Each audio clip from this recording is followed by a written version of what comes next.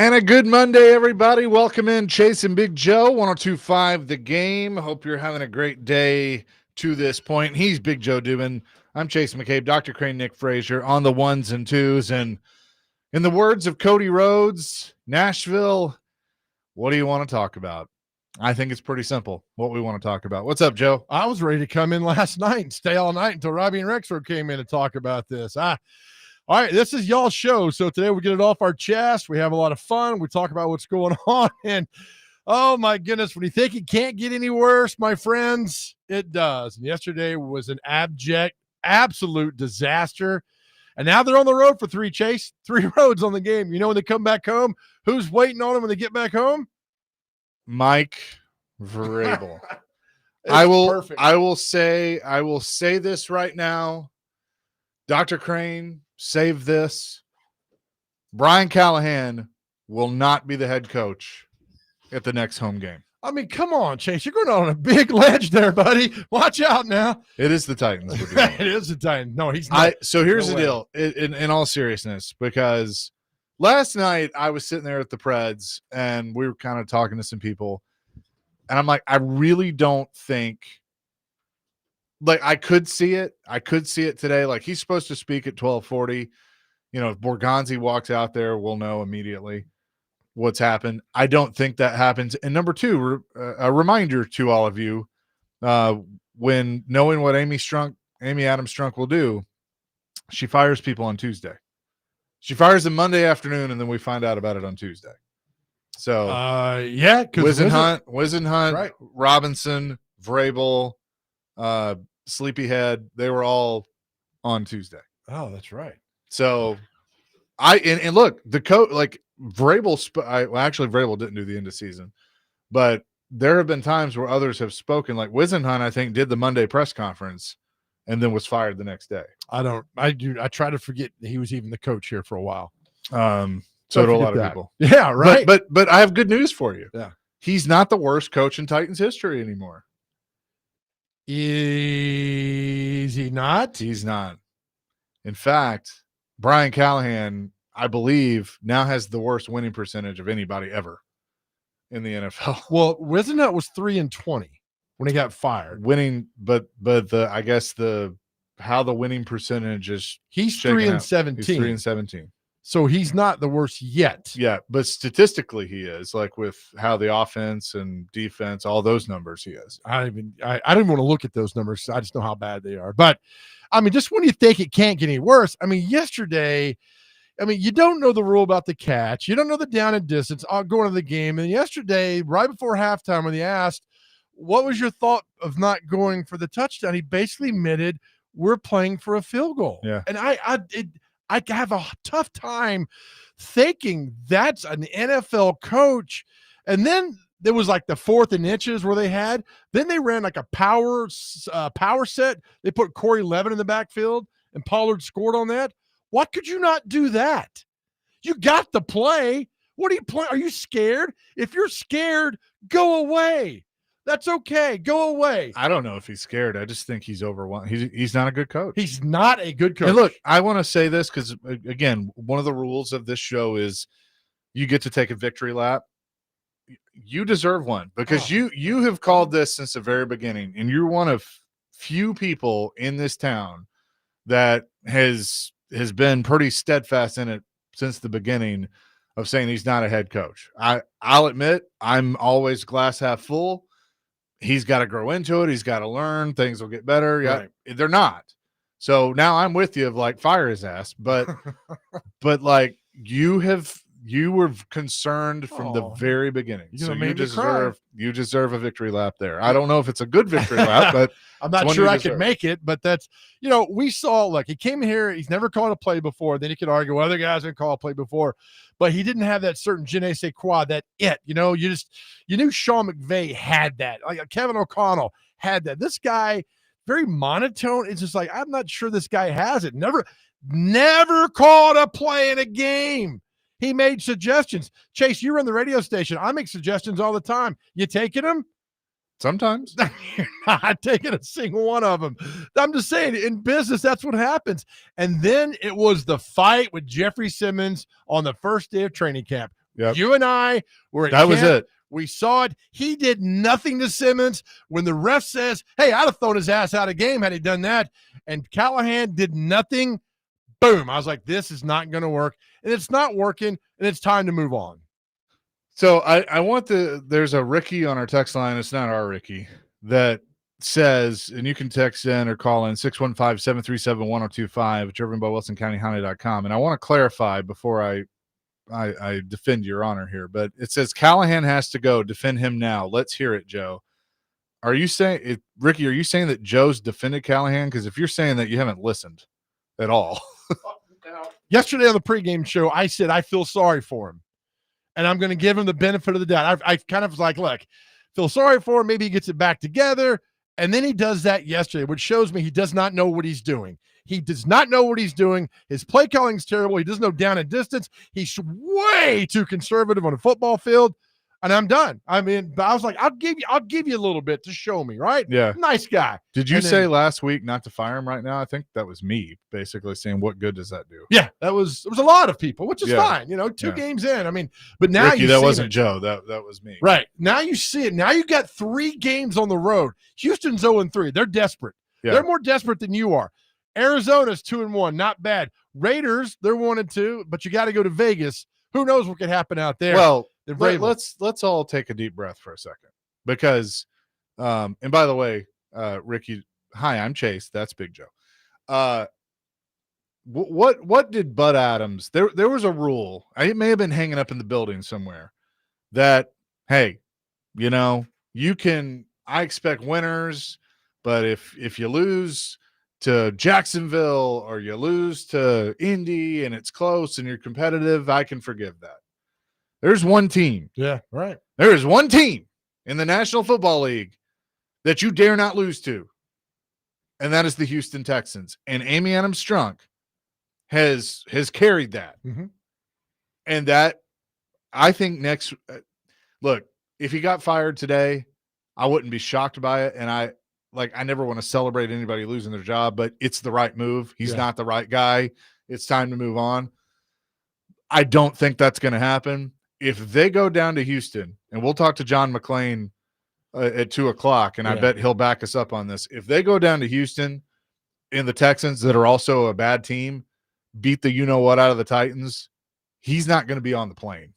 Like, he's going to get fired. There is no way he can't. Yeah, at that point. Then you're 0-4, and it's like you're not going anywhere, and it's so bad. Why not just cut it now and be done with it and move on? And I just, after yesterday and seeing that and how bad they were prepared, and we'll play the interview later on about the Colts receiver talked about how he looked over the Titans sideline and there was no swagger, there was no passion, there was no fire, and they knew they were going to win. And there was never a question yesterday that the Titans were going to win that game. I mean, it was already over, as Michael Pittman said at the start of the game. Well, that's on you. Do we have the Michael Pittman? Let's go ahead and play it. Home team like that, just in general, not necessarily here specifically. Mm-hmm. Is there a blood in the water type mentality for you guys? I mean, every team, every coach, they're all looking for any kind of advantage they can get. I would think that'd be one of them. Yeah, I mean, I kind of seen it on the pregame intros. They kind of looked a little sluggish. They're kind of walking around, and nobody was really bouncing. And right then and there, like, we all sat there and we're like, they don't want to play today. And I think that's how we found our edge today, is just mentally we thought that we wanted to play more than they did.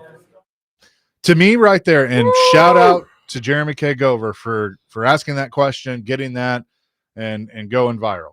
You get a victory lap for that.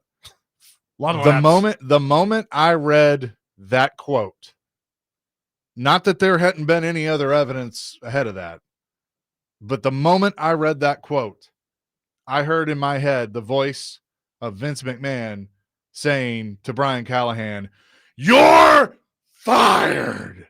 That is a fireable offense. On the spot. Don't even come. We'll box your stuff up for you. Don't step foot in this building again.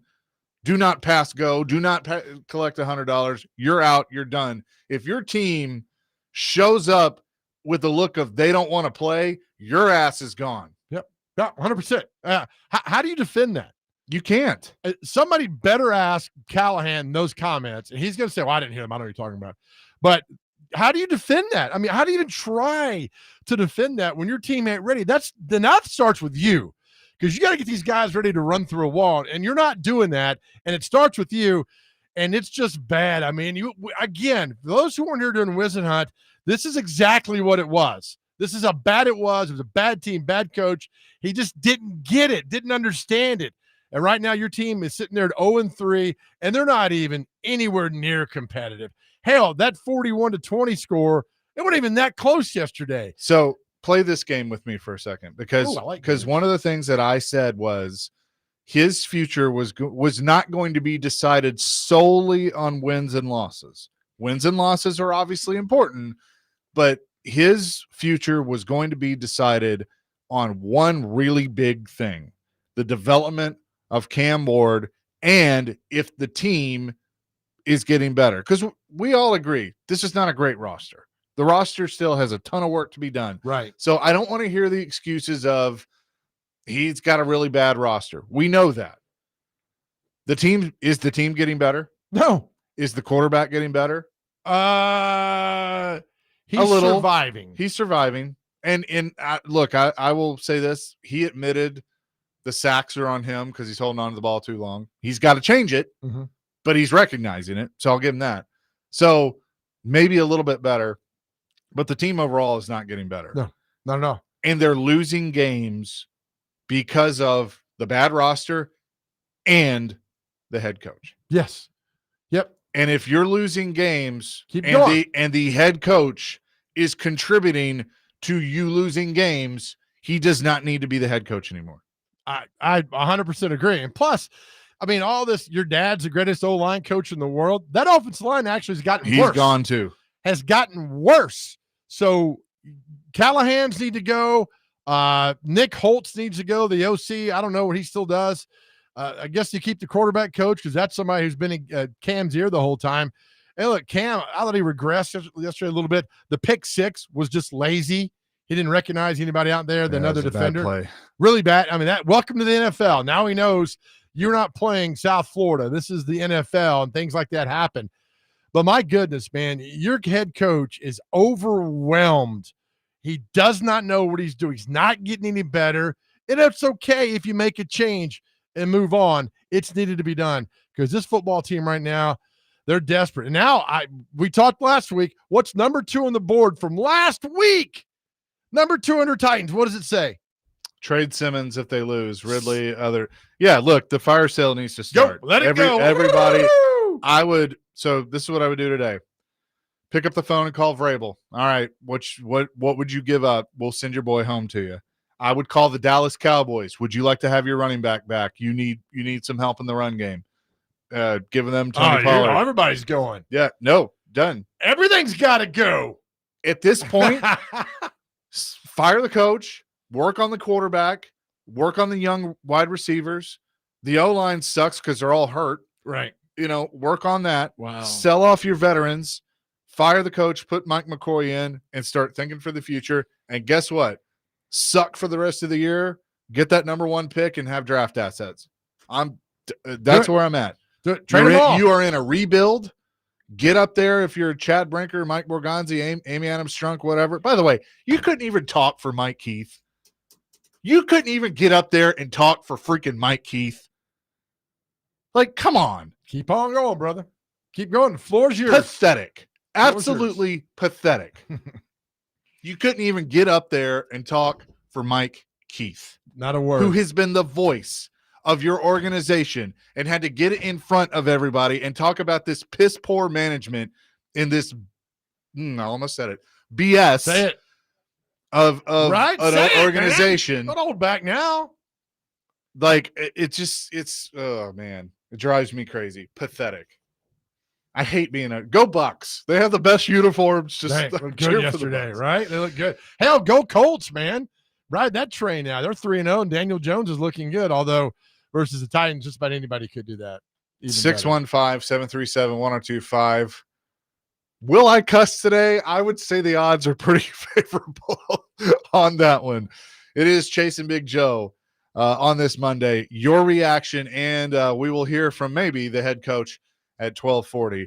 We'll play that for you. That should be good. Can't wait to hear what BS excuses he has Right. today. We'll do that next. Chase and Big Joe, 1025 The Game.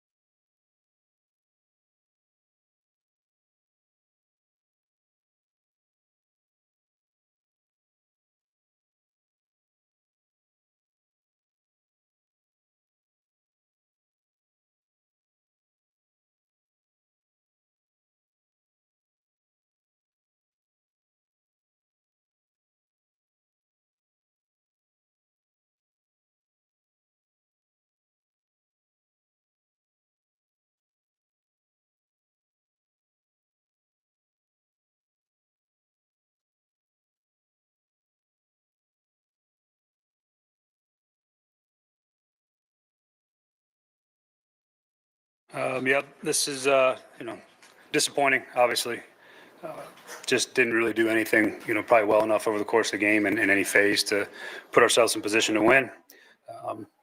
I think the early pick six was not good. They'll put you in a hole that early. We didn't tackle well. We didn't rush well.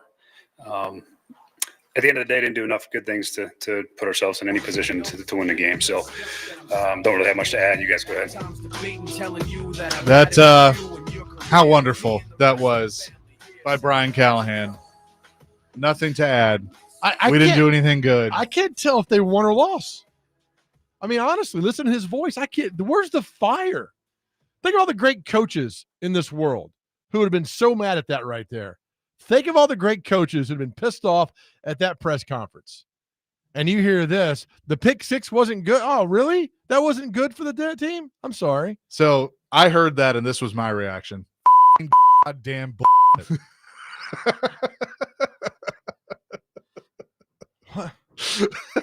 That's how I felt. Did I hear that correctly? It was beeped. Holy cow. That's what Callahan should have done. That's what Callahan should have done. Callahan should go up there and should have challenged Koharski to a fight. But he didn't. Right? That's Dr. Crane's at the floor right now. We should have said that. I didn't get to listen to all of those, but that was a good one. Wow. It was beeped. We're good. Just FCC compliant. Okay. Woo! I decided during the break that I'm so close to cussing that I went in the studio and I actually did it and beeped it out. And so when I'm close, Dr. Crane can just play that. Man. That's what she said. Yeah. What was that about? Get out of here. See what happens when your team doesn't win? It all goes to hell. All this. We welcome the YouTube chat, the text chat, all the things, the calls. Abel on our YouTube chat says fire Brinker and Callahan today. Alex says her communication teams told her not to speak. They knew the boos were coming. Yeah, so Burke Nihill gets up there and gets booed. Here's the deal. I've met Burke several times. Burke's a nice guy. He's a business guy. He's not a football guy. He was involved in the stadium stuff. Like, I don't know why he's the one doing it. Because he's told to. Probably. But you put the voice of the team, that you the decision the day he left and said he was going to Tennessee, that he's going in the Ring of Honor, which was the right move. You can't get up there, whether you get booed or not, and say, we're really happy to have Mike here. Mike will forever be a Titan. We're going to put Mike in the Ring of Honor. We're going to name the radio booth after Mike. Like, you can't. I mean, he had everybody he's ever worked with at Titans Radio on the field. Obviously, Frank no longer with us, but I'm sure he was looking down smiling. Larry Stone was there. Jonathan Hutton. She was on the field, but she can't get up there and speak. She don't want to get booed because she's made all this BS happen. Yep. I just get ready. I'm fired up. Thank you. I am fired up today. 615-737-1025. Jeremy in Clarksville. Callahan might not be the coach, but Amy Adams Strunk will still be the owner. I have little faith. Well, you got to do one or the other. I mean, you can't get rid of her. She's not going anywhere. And so your inept football coach can. And so that's it.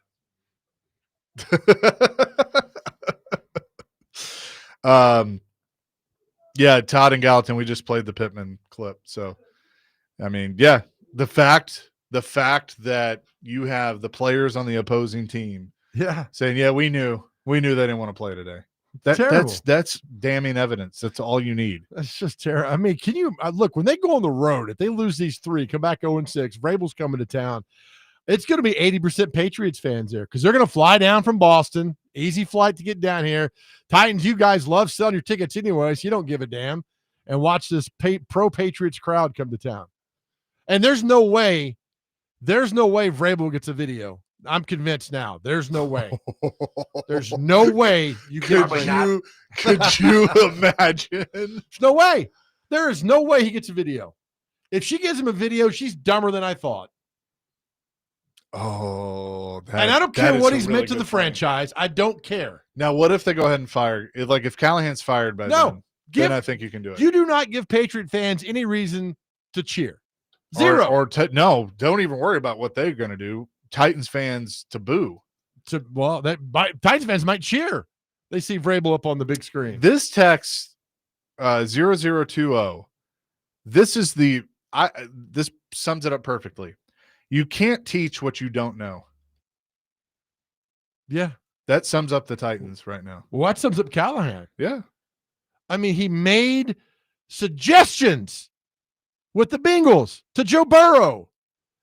I mean, that is, you're qualified to be a coach. I remember when his name, there was a few people around town. This is the guy. I know it. This is the guy. I've talked to people in the league. This is the guy. This guy's terrible. Might be a nice guy. I don't know him, but on the field, he's not a good coach. And we've seen he's 3-17. He's won one game at Nissan Stadium. Chase, remember that Nissan Stadium was the most difficult place to play in football? Yes. By far. He's won Adelphia Coliseum. He's 1-10 over there. And the game he won was an overtime versus the Patriots, right? Last year? That was an overtime game. So you just cut the losses now, man. See ya, take care of yourself and move on. And then trade players as many as you can. Get them out of here. And then call Restrepo up.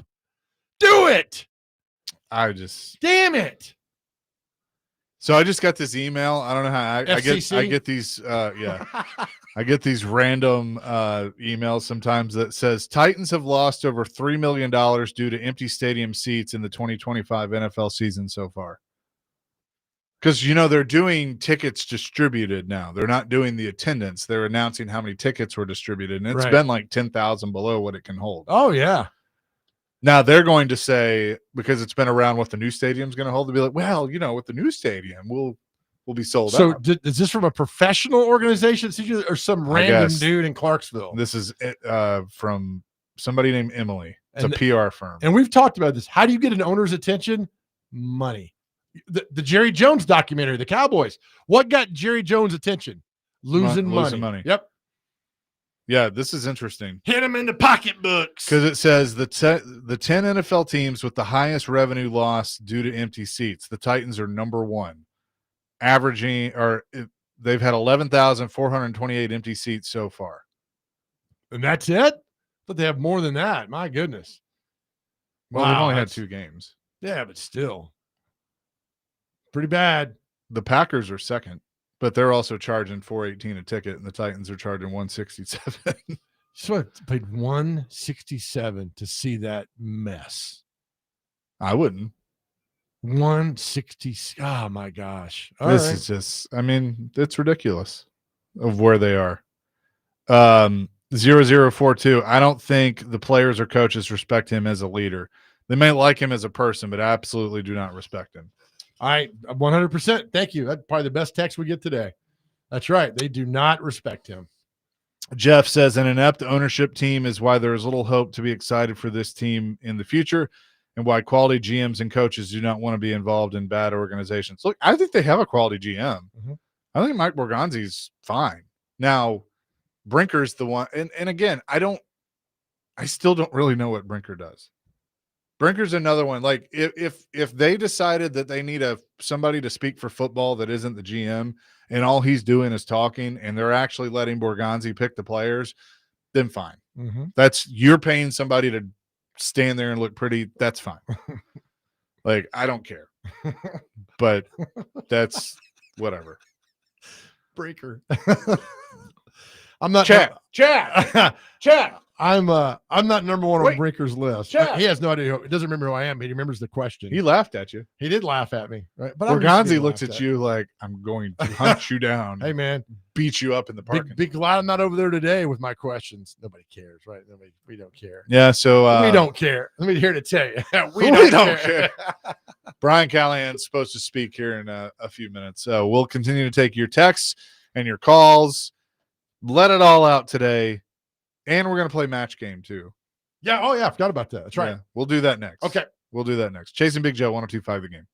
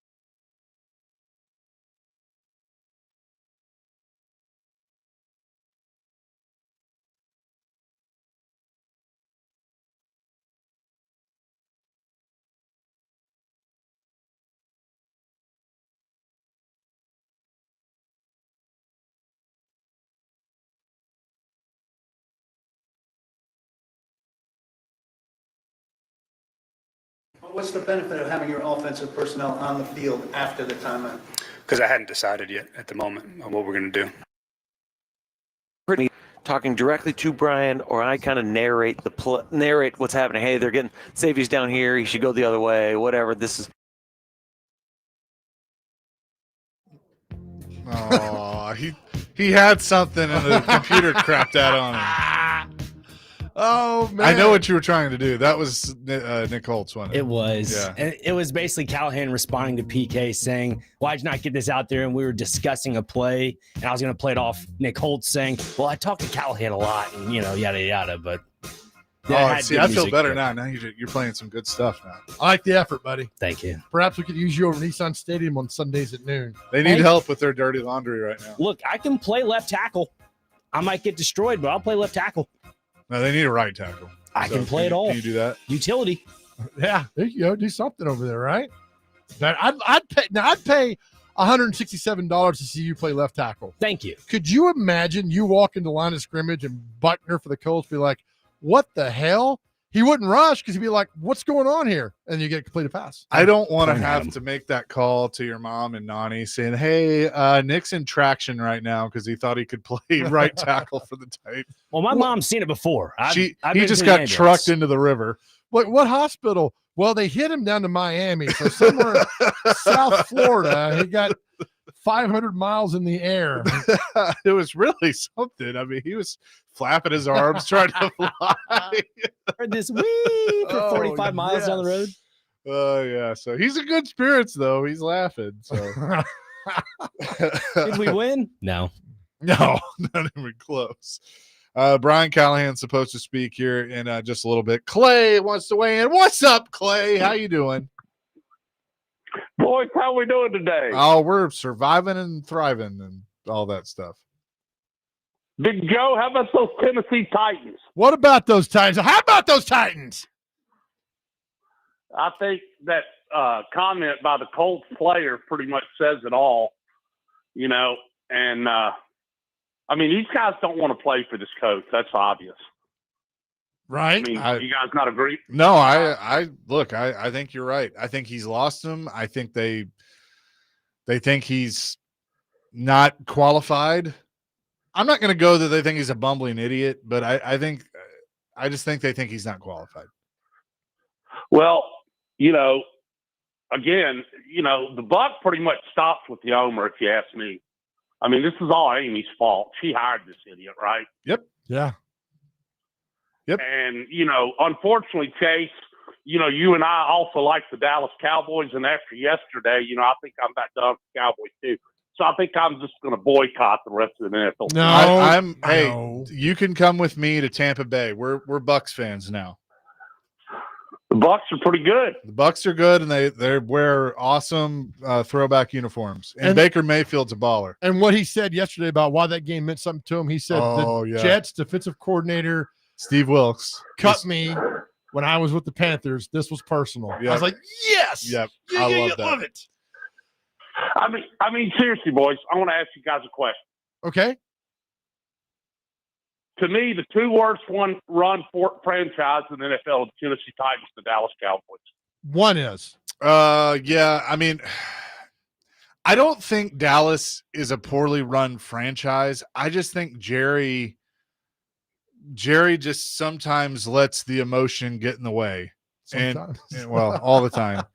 And will make a dumb move. Now look, at the end of the day, right, if Micah Parsons turns out to have a bad back, he's going to look a lot smarter than people think he is. What did Jerry's wife tell him in the documentary after they let Jimmy Johnson? She said to him, you just can't leave good alone, can you?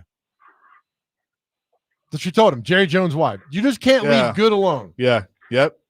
And he can't. Chase. Yes, sir. By the way, if you want to cuss on the air, you have, go right ahead. I think it's hysterical. Just go ahead and cuss. I mean, if you're pissed, just cuss. Well, we got to run on that because there is a little breaking news coming out that I want to pass along. It's not Titans related, but it's basketball, and it's something we know. Thanks, Clay. Appreciate it. See you, boys. I am seeing this from multiple places. Matt Norlander, others, CBS Sports. Bruce Pearl is retiring, stepping down as the head coach at Auburn. I guess for senator Stephen Pearl will take over immediately. His son. Oh, wow. Is Interesting. So the rumor is Tuberville wants to be governor. That opens up a slot for senator. Yep. He's been very outspoken, Bruce Pearl is, about Israel and everything else.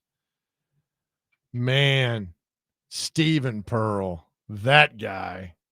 You want to talk about nepotism? Yeah, right? There you go.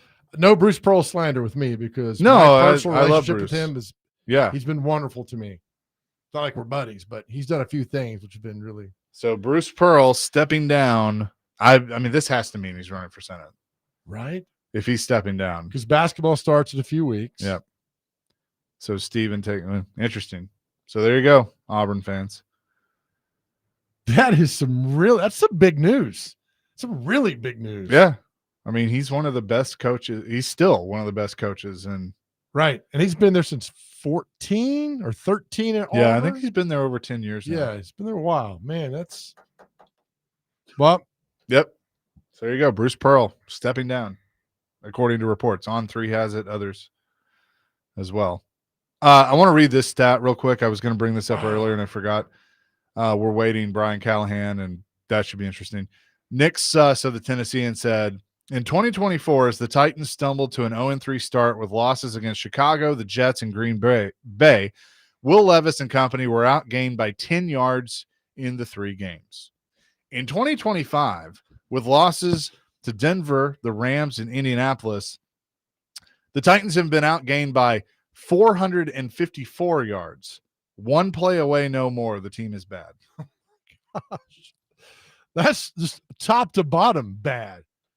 That's awful. 10 yards to 454 yards. Holy cow. Well, and it's not getting any better. It's really, and this 3-game road trip, desperate Texans team on Sunday, Cardinals team playing really good.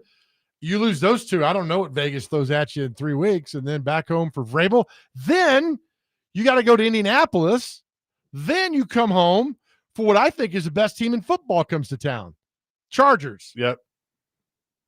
And then the bye week. Do you fire him after the bye week or during? Because that's too long. You could be 0-9. Is there a point? Do you get to a point where you haven't done it where at some point you just wait till the end of the season? I hope so. Look. Like, do we have to really?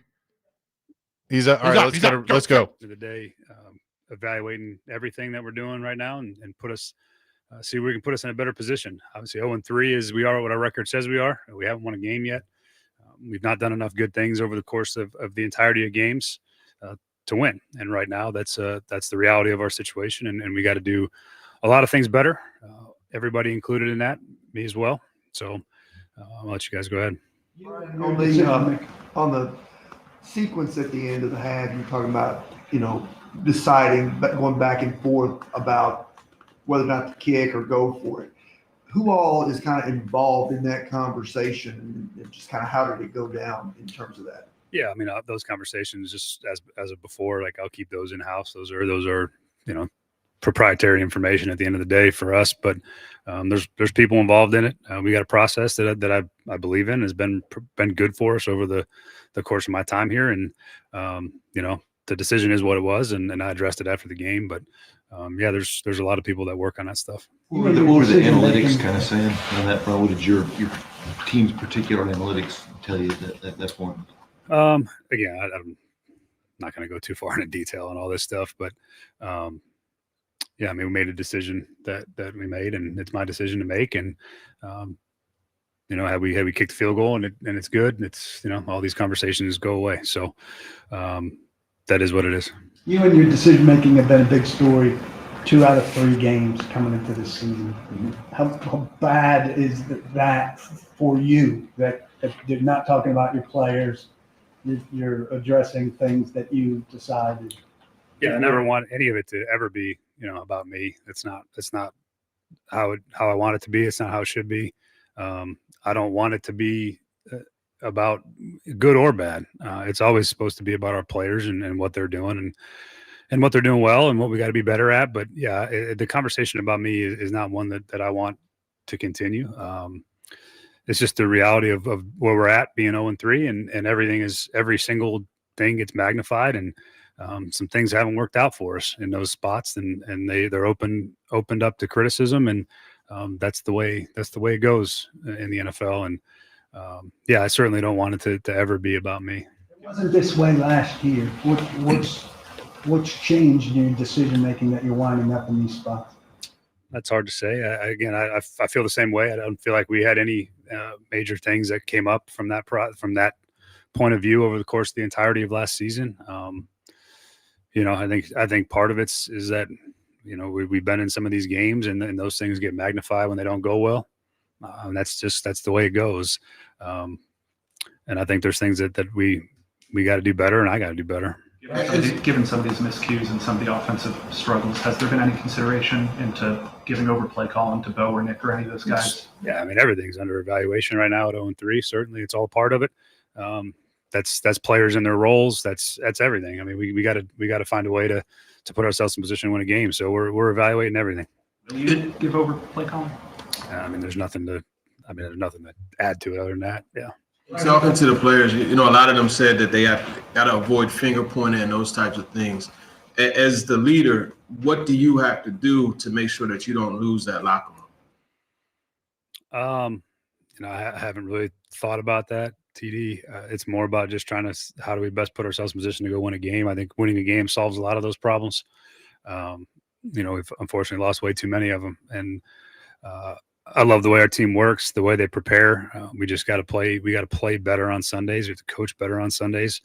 That's the end all message for me. And, winning solves all that stuff always, whether they point fingers or don't point fingers. That's all we have is what we have in the locker room. And all I care about is those guys and how well we can rally our troops and go down to Houston and try to get ourselves a win. That's really all my focus is on. And I think we got the right guys in the locker room. They're made of the right stuff. They understand that this is, we're in a tough stretch right now, and we're trying to claw our way out of it. And the only thing you can do is just ball your fist up and fight back to it. And there's really no other way to get out of a spot like this. With that being said, though, you have penalties being the focus. Like, that was the big thing this offseason. You lead the league in penalties, and then you also look at one of the Colts players. He said the guys looked like that there was no bounce. It looked like they didn't even want to play. And when you hear that, and he said that pregame, but then when you hear that, and then you also see the penalties and everything, what is the big issue? In fairness, I don't think those two things are related. When you win a game and you win it the way they did, you can kind of say whatever you want. I think if you watch the way the team played, that certainly wasn't the case by any stretch. We played hard and we fought in that game, and we didn't play well enough to win it, but it certainly wasn't. That I don't think that's an accurate depiction. But again, when you don't win, you don't. That's just the way it goes. You can say what you want. Your players did say they were flat, though. That the team was flat. I didn't see all that. I can't comment on it. I think at halftime of the game you mentioned the K-ball situation in regards to just before the half, but didn't hear that from you afterwards. How much of that played into the problems there? And I guess if you mentioned that at halftime, why not post game? I just alluded to the operation in the post game. Just the operation in general. And again, at the end of the day, I got to do a better job, put us in a better spot. So there's really not much more to add to it than from what I said post game. So the officials' operation, our K-ball guys' operation. Our operation as a football team and my operation as a head coach has got to be better than it was in that spot. So that's, again, I don't have much more to add to it than that. Brian, we all wind up in a hole at some point in our lives, and we have core things that we fall back on. What do you fall back on right now to help dig out? Fall back on fundamental football. That's the key. And again, we haven't done it well enough at this point, but and then when, like I say, when your back's against the wall and you're in a hole, you got to dig out of it. And there's a tenacity that comes with that. There's a desire and a want to, and a ball your fist up and go swing is really the only way I know how to do it. I've been in holes before. I've been in places that have had poor records, that have had things not go their way, and you end up in these spots. And the only way you ever get out of it is you got to do things better when it comes to your fundamentals of coaching and playing, and then you got to fight like hell. And that's the only way. There is no other way to climb out of holes in this league. And other than that, the way that Calvin's playing right now, just not seeming to be able to make a play when there's a play to be made.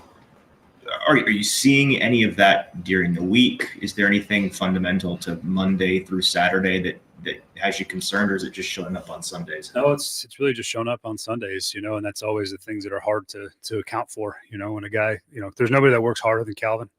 There's no one that puts more effort into it and tries to do things the exact right way and puts the work in to go make the plays. I mean, his work and what he's put into this to have the performance he's had through 3 games. I'm sure is incredibly frustrating for him, as it is for our team, as we need better from him. And he knows that too. That's not he knows exactly where he's at. And it's just hard when a guy puts that kind of work into it and doesn't get the performance as a result on Sundays. And that's always a hard thing to grapple with as a player and as a coach, because there's nothing that would tell you that that's going to be the case. Sometimes guys struggle in practice and you see it coming. This certainly isn't the case. It just has had opportunities and hasn't capitalized on them. To maybe I guess evaluate guys at inside back. I know James was inactive and Cedric you had Kazir White in there, some for Cedric. Is that something we'll see moving forward as well? Yeah, we just wanted to see what Kazir could bring to help us. Again, against a team that was going to run the ball quite a bit, just to have a different guy that's played in there. Kazir's played a lot of football, and just to see what he could bring for us. We signed him to the practice squad, just like some of the guys we've claimed, with Jalen Armour-Davis and CJ Ravenel, and those guys are trying to see where they can help us. And those guys have all done a good job of getting up to speed, and Kazir's in the same boat. Challenging 30-yard worth the risk of the timeout? Again, it really, in the moment, probably not at the end of the day, but gave us a chance to kind of regroup and reconvene. And ended up, we felt pretty good about it. Ended up being like a free timeout since we got the challenge back. So that's all about it. What assets of this team, Brian, that you believe have shown growth over 3 weeks? Is there places that have? Yes. Yeah. I mean, I think we've steadily every week performed better offensively.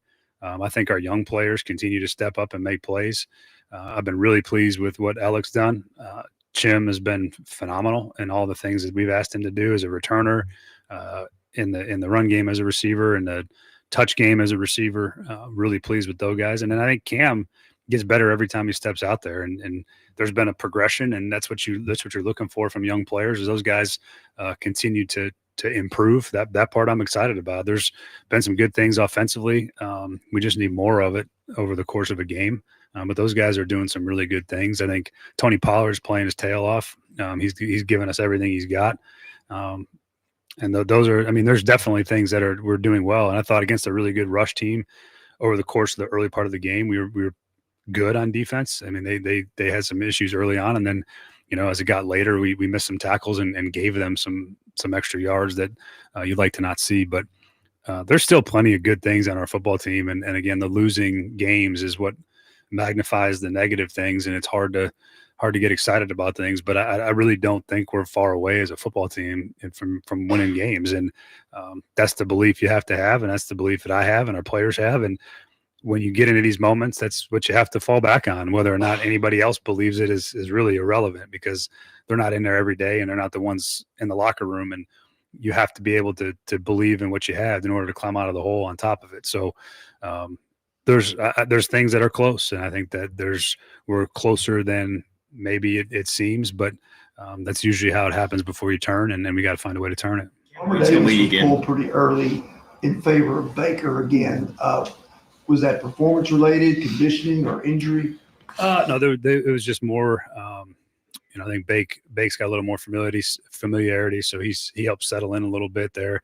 I think we only had 50-some plays on defense too, so I don't know what the exact snap count for Jalen was, but I think it was somewhere in the 20s. I don't know if that's correct, but 17. Yeah, it was. So it was early. He had a thing or two that we got to get ironed out and cleaned up.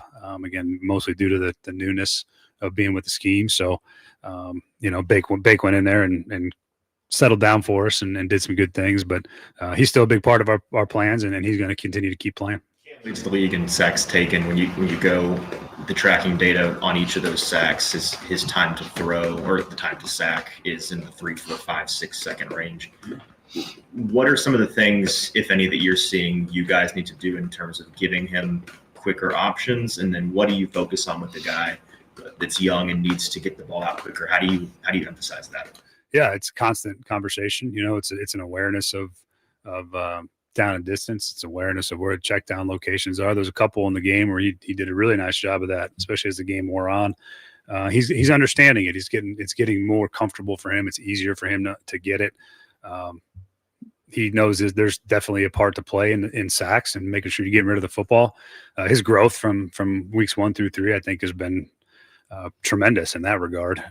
But it's something we talk about all the time and emphasize that, we call plays that have options that down the field, and you're trying to get down the field. And I think early in the game too, they played a bunch more like vision zone defense and sort of forced him to do the patient thing and do that early in the game. And I think he got better at it as the game wore on too. And it's constant. It's going to be something that he's always working on, especially again, 3 starts into his career.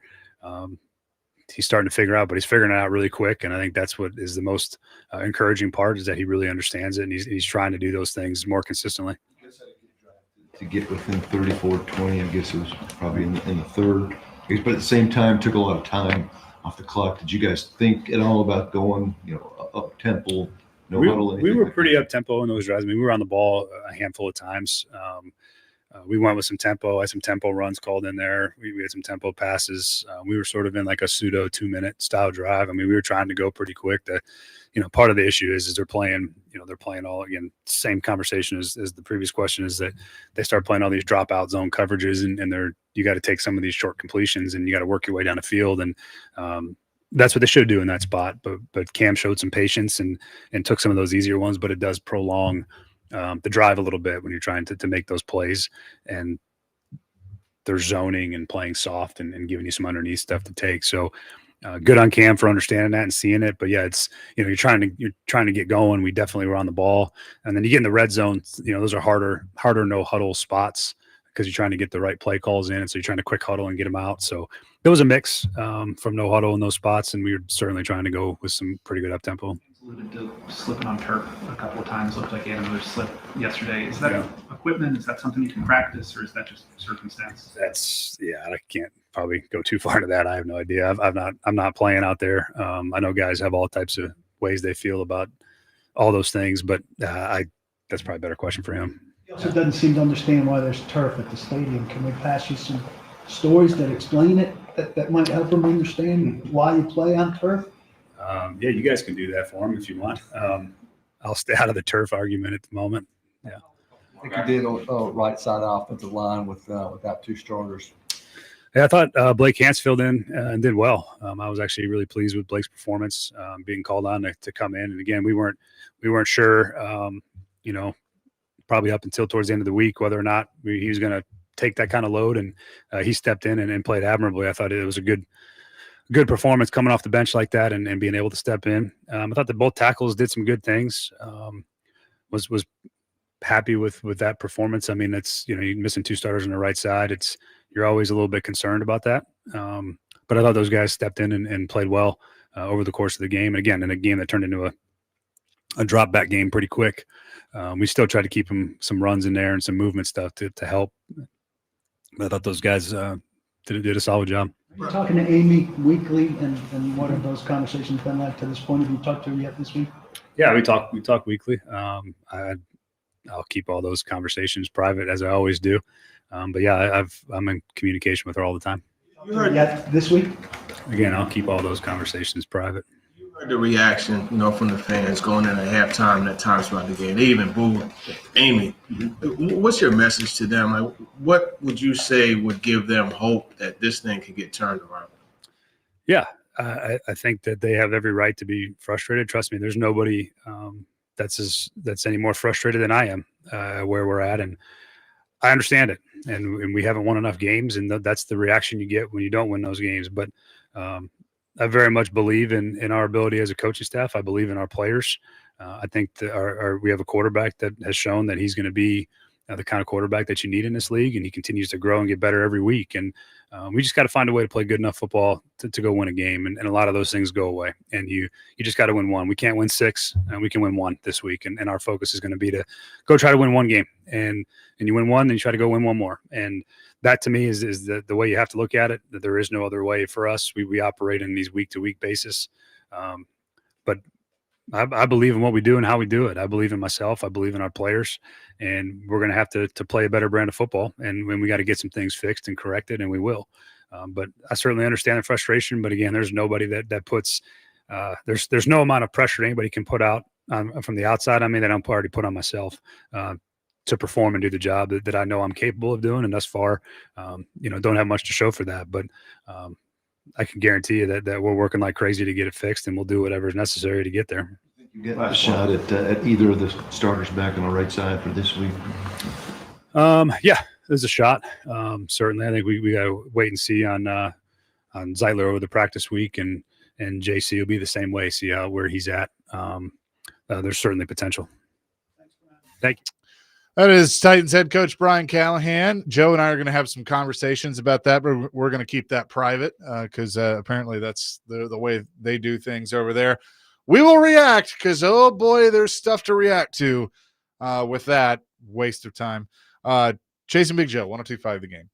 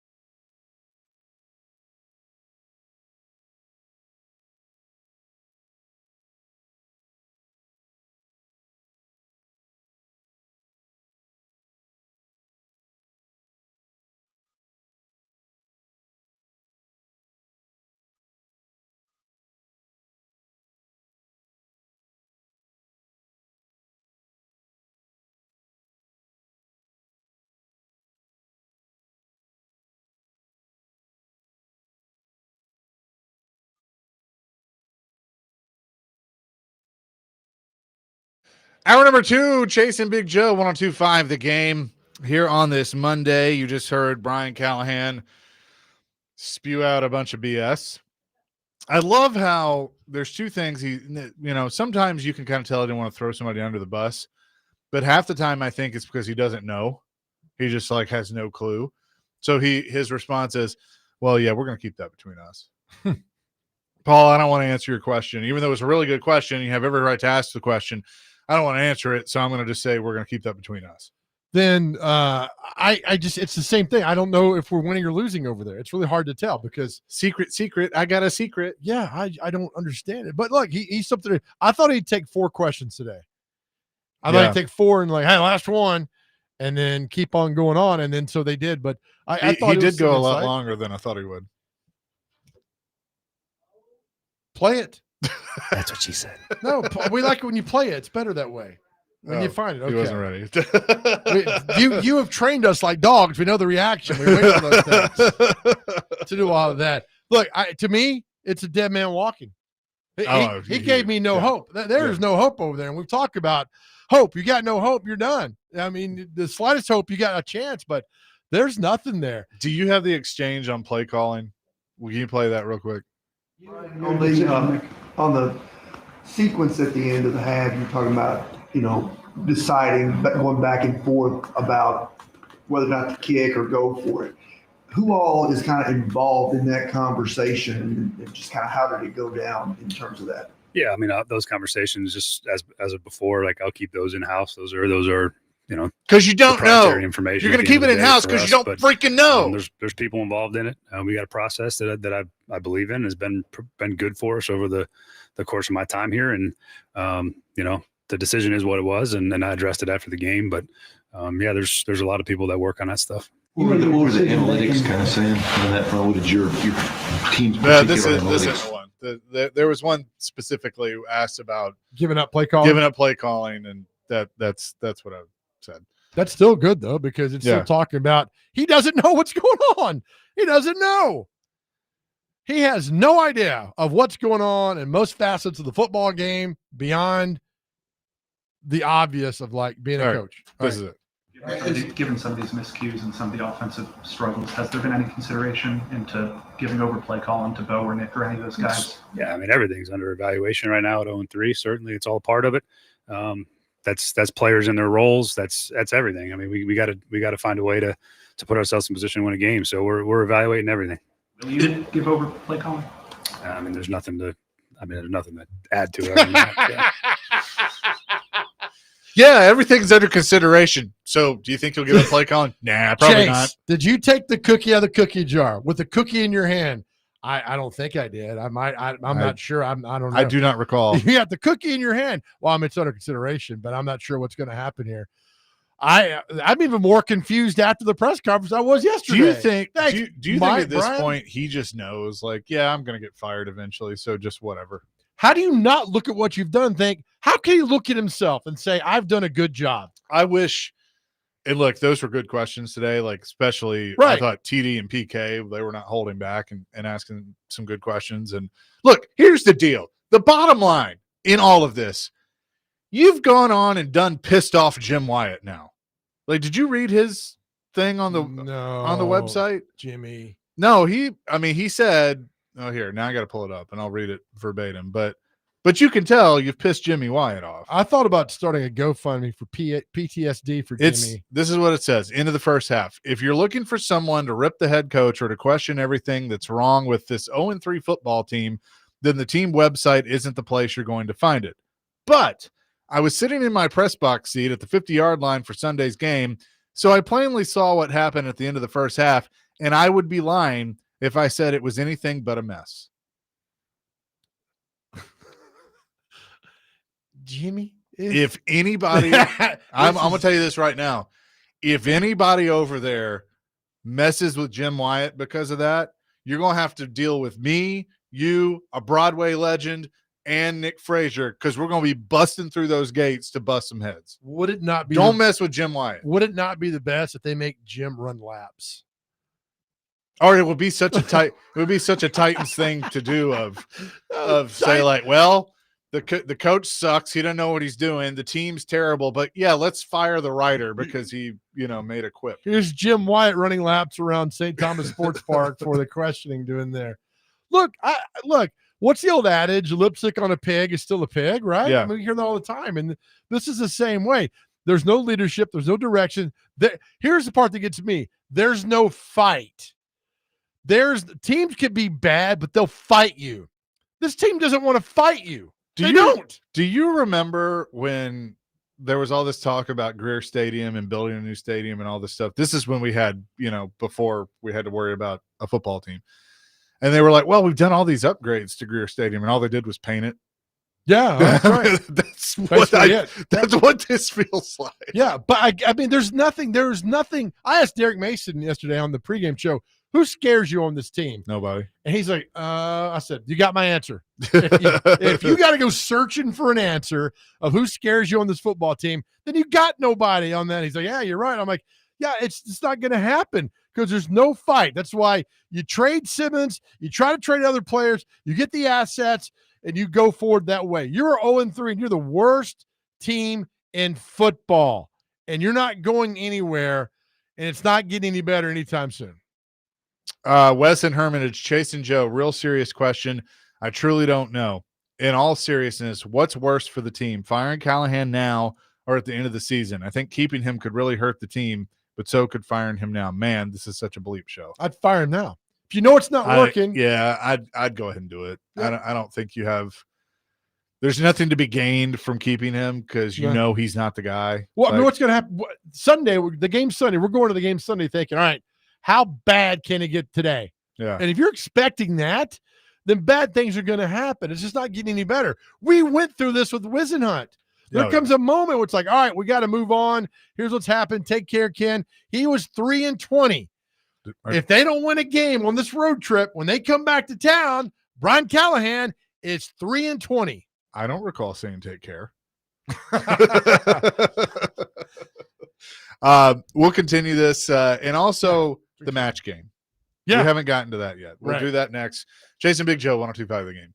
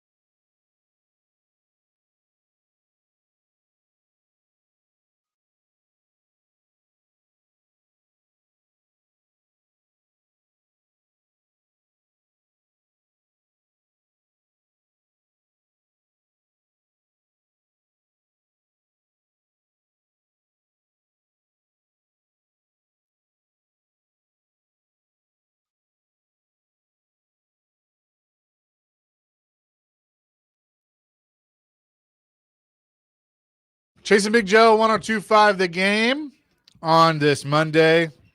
Some reaction to the Titans. They lose again. The head coach doesn't know what he's doing, but there you go. He's definitely not a cowboy. Cowboys are strong, confident, tough. This guy's like, I'm going to keep this in house. I don't know what's going on. I don't know what's there. It's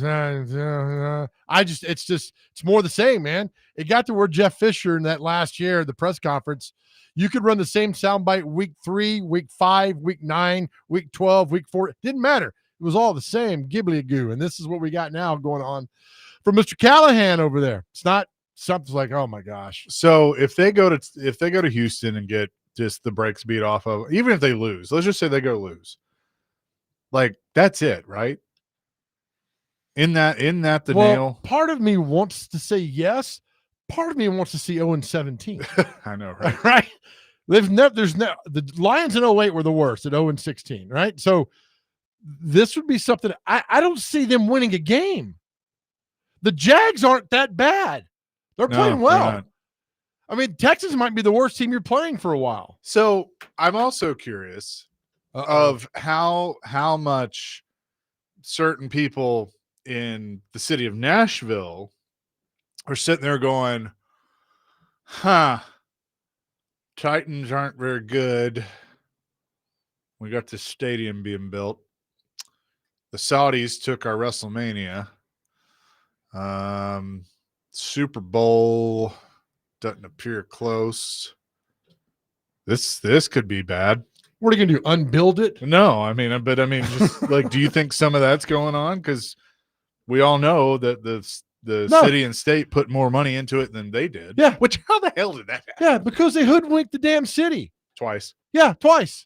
Twice they did this. If you live in Davidson County, you like your property taxes? You see what's happening there? Yeah. It's all tied in. Don't get me started, man. I mean, this is all you have. When the NFL could write every city a check for $3 billion to build a stadium, yet you're going to the city and they got their money. City gave in. Here you go to see games and concerts that we ain't going to see. Right. Where are we for these concerts? Mike in Lebanon says, I'm keeping my text in-house, so that's all I can say about that. Well, might as well. Everybody else is doing that. And Callahan was right. Winning makes things different. Yeah, they do. You've shown that you can't win. You're 3-17. Look, if you're 3-17 and you lose by 3 points and there's fight in the team, I get it, man, because you're going to break through. There's nothing there. When the opposing team is telling you that you're not ready, that your team isn't ready to play, that's something. And then he kind of disputed it a little bit. Yeah. I was like, what? All right, so our match game. You have come up with the match game because he was asked about talking to Amy, but he keeps that in house. So we got to have fun. We got to laugh for this. All right, Dr. Crane, hit it. All right, match game. Here we go. Y'all's responses are always really good. Here's the response. After yesterday's loss to the Indianapolis Colts, Amy Adams Strunt called Brian Adams. I'm going home. Screw this. Amy Adams Strunt called Brian Callahan into her office, and she said, Brian, that's the worst thing I've seen at Nissan Stadium since blank. Amy Adams called Brian Callahan into her office and said, Brian, that game versus the Colts is the worst thing I've ever seen at Nissan Stadium since blank. Chase McCabe, you're up first. Please keep these FCC compliant. Right. That was the worst thing that I've seen at Nissan Stadium since. But my father clogged up the toilet in the owner's suite. Did he?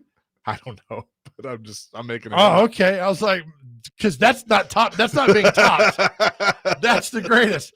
I say that's the worst thing in Nissan Stadium I've seen since Florida Georgia Line played there during Fan Fest back in 2014. That's how bad it is. Dr. Crane.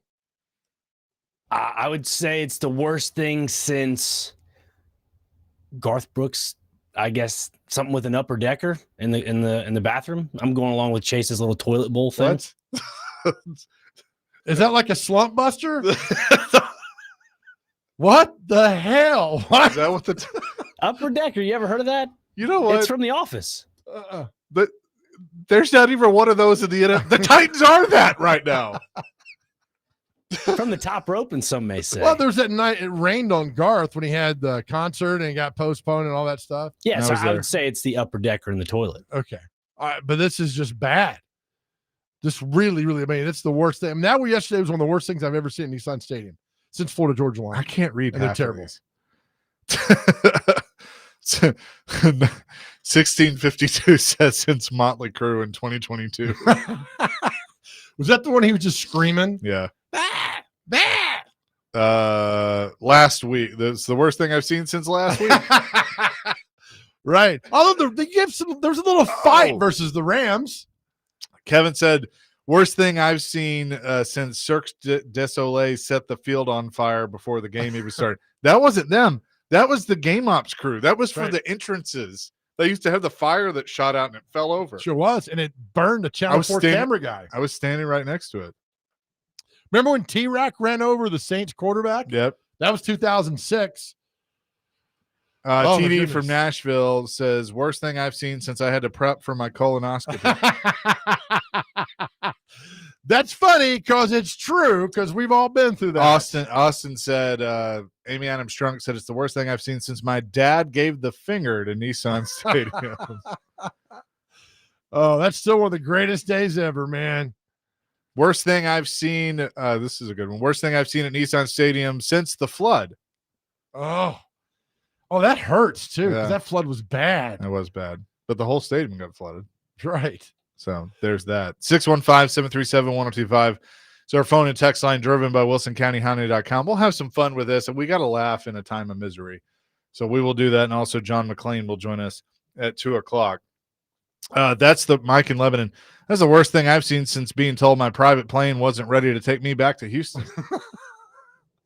Or the private plane gets taken by one of the kids to Napa Valley and it's not around to bring somebody back from the draft. I was told, allegedly. Yeah, that's right. That is very true. But you know what? Everything is fine. Everything's beautiful. That's what they want you to think. We'll have more on that coming up next. Chasing Big Joe, 102.5 The Game.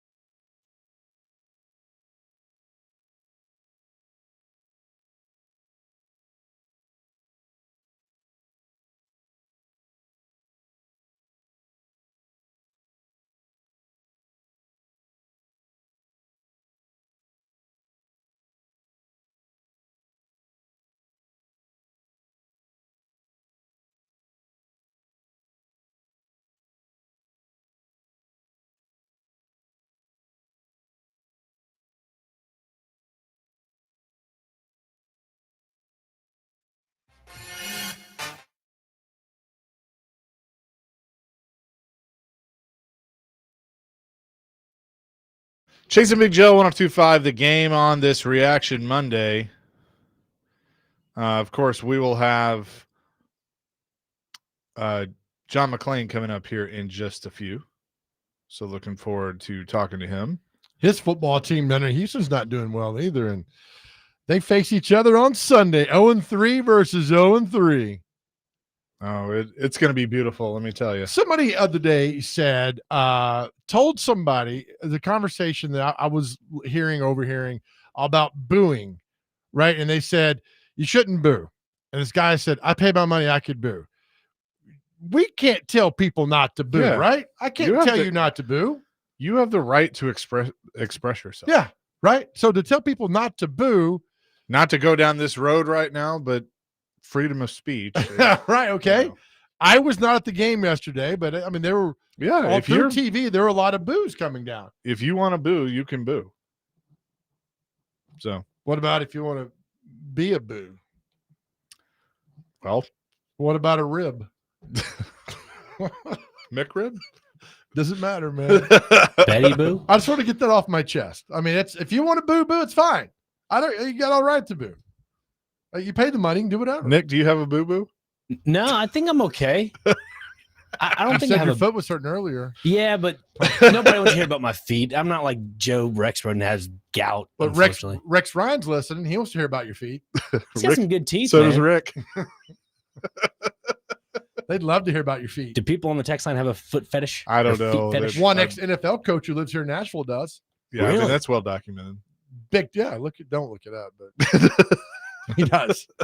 I think feet are disgusting. They are. They are. I do too. Yeah, I don't. Like unless they're my granddaughters. No, they're beautiful. Other than that, they're not. They're nature's trash bin, as I like to call them. Huh?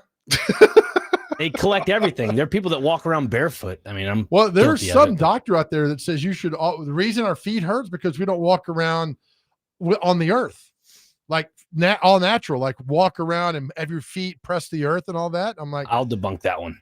Same here, man. I'm not doing that. I walk on gravel barefoot all the time to get the mail. Let me tell you something real quick. I got athlete's foot in college playing football in the shower, and it's terrible, terrible. And Chase has seen. I hadn't seen this, but he knows when we have to stay in the same room. I wear flip flops. You do, yeah. Everywhere in the shower. I don't care how clean I wear flip flops in the shower today in my own house because that's just the way I've been conditioned for 40 years. You can always get some bleach and just bleach the floor in the shower. I'm not doing it. I had it so bad at college that I missed a week of practice. It was that bad. It turned purple? It was awful because it wasn't sanitized. And so whenever I travel, I always wear flip-flops in the shower. YMCA, love you. I ain't getting in that shower with my bare feet. Not at all. All right. Thanks for coming to Joe's Neighborhood. Back to the regular programming. What's grosser, feet or what we're seeing at Nissan Stadium right now? I'm going feet. Yeah, probably. But it's getting close. It's close. It's getting damn close right now to all that. And you guys, all the reaction. You guys are so funny. We have to laugh, otherwise we cry, right? What did our friend Jimmy Buffett say? If we couldn't laugh, we would all go insane. We'd all go insane. But in all seriousness, I think now you really got to start the fire sale, trying to trade some guys off. Jeffrey Simmons being number one of them. Get those assets. Who else goes? Try to get rid of Snead. Yeah, anybody you can. Anybody you can. Would you trade a Skoronski? No, I would keep. Basically, if you are a 3-year player and lower, I'm keeping you. Okay. But anybody beyond that, I'm shopping. So Simmons, Snead, Pollard, Monty Hooker. He could be the exception to the rule. You did just sign him to an extension, and he's a leader on your team. Mm-hmm. You don't have any of those. Quiet, good leader. Yeah. By the way, and like I do respect Jeffrey Simmons. He was trying to defend a little bit yesterday, Callahan and stuff, and it's just like, man, it's a losing battle. Somebody sent me a stat line throughout the game, but when you're getting double teamed by a very good Colts line, you're not going to do much. And he didn't do much of it. And don't come and say, wow, a good player gets – no, good players hardly ever get past double teams. Very few do. Aaron Donald being one of the guys ever that's done that. It's just really difficult to do that when the offensive line is really good. So I don't bring me the stat line yesterday because it was just bad overall for everybody. Al says, hell, I listen to you guys every day while working from home, and I have loudly booed your show many times. The neighbors complained to the HOA. Thank you, Al. As long as you're listening, you could boo us as much as we do. We love it, and we don't care that you boo us. I do wonder, and they won't do it. They're about to be gone for 3 weeks, but we're at the time now. I'd like to hear from Mike Borgonzi more than anyone. I know. But just, what do you ask him? Humor me for a second. All right. Well, give me an evaluate. Where are you at on this? And are you willing to start moving assets? And see what he says. He'll yeah, I know. I love this because it makes me laugh because the deflections always answer a question with a question. Yeah. So it's like, where are you at on this? And he's like, where are you at?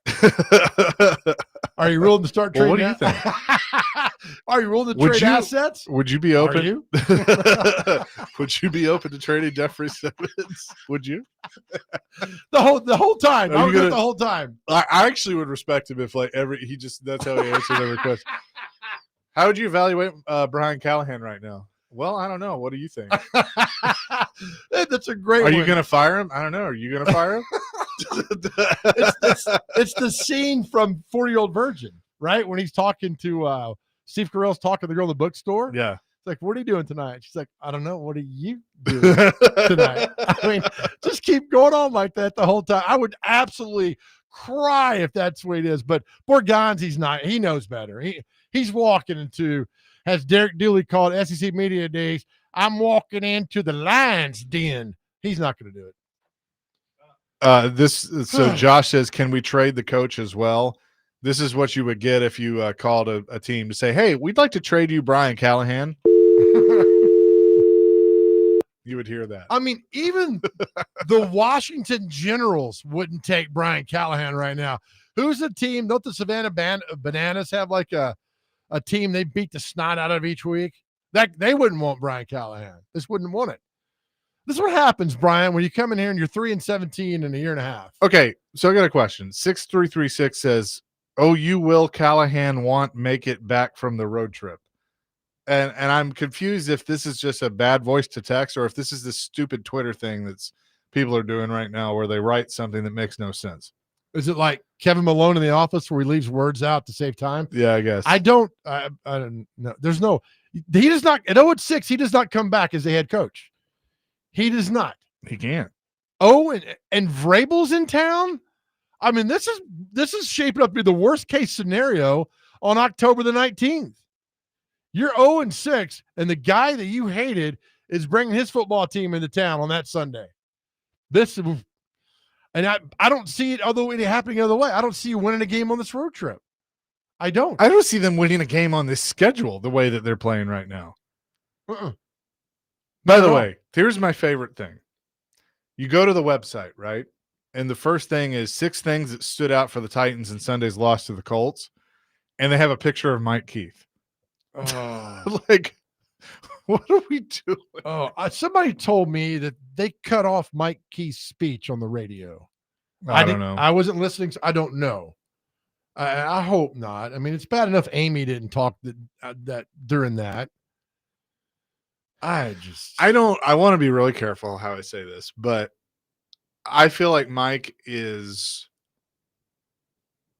glad to be a Tennessee Vol now. Oh, 1,000%. And look, he deserved everything he got yesterday. That was awesome. Like, they did a nice tribute on the radio, stuff in stadium, the Ring of Honor, the radio booth. I mean, Mike's a legend, but I mean, I can only imagine. And he got to Tennessee at a really good time. Things are clicking with Heupel. They absolutely mopped the floor with UAB. Yes. Which I know, by the way, we were right about 2 things. We were right about that, and we were right about Vandy kept receipts, and they stomped a mud hole and walked it dry against Georgia State. I think it was 1918 was the last time they dropped 70 on somebody. 70. Big time over Georgia State. And then Tennessee beating UAB. They took the gas off. Yeah, they did. Because they were up, because Dilfer was taking pictures. Did you see this? No. Dilfer was taking pictures before and during the game. First question he's asked, why is your phone out taking pictures? He says, my daughter's about to give birth to my grandson, and I wanted to document the environment for her. And then he said he FaceTimed her. In the middle of the game. Right at the beginning of the game. So it's a head coach FaceTiming his daughter. What the hell is going on in college football right now? We got girlfriends coming down on the sideline to hang out with Belichick, and we got Dilfer taking selfies and videos in the middle of the game. That Carolina thing gets worse by the day. I mean, I think he's there maybe 2 years. Oh, I think it's one and done. 2 years maybe. I mean, he is. You have seen that you can't coach at every level, and that's fine. I'm going to ask you. I'm going to ask you a question, and you're probably going to guess what it is, but I'm going to do it when we come back. Okay. And it involves Belichick. 615-737-1025 is our phone and text line, driven by WilsonCountyHoney.com. It's Chasing Big Joe, 1025 The Game.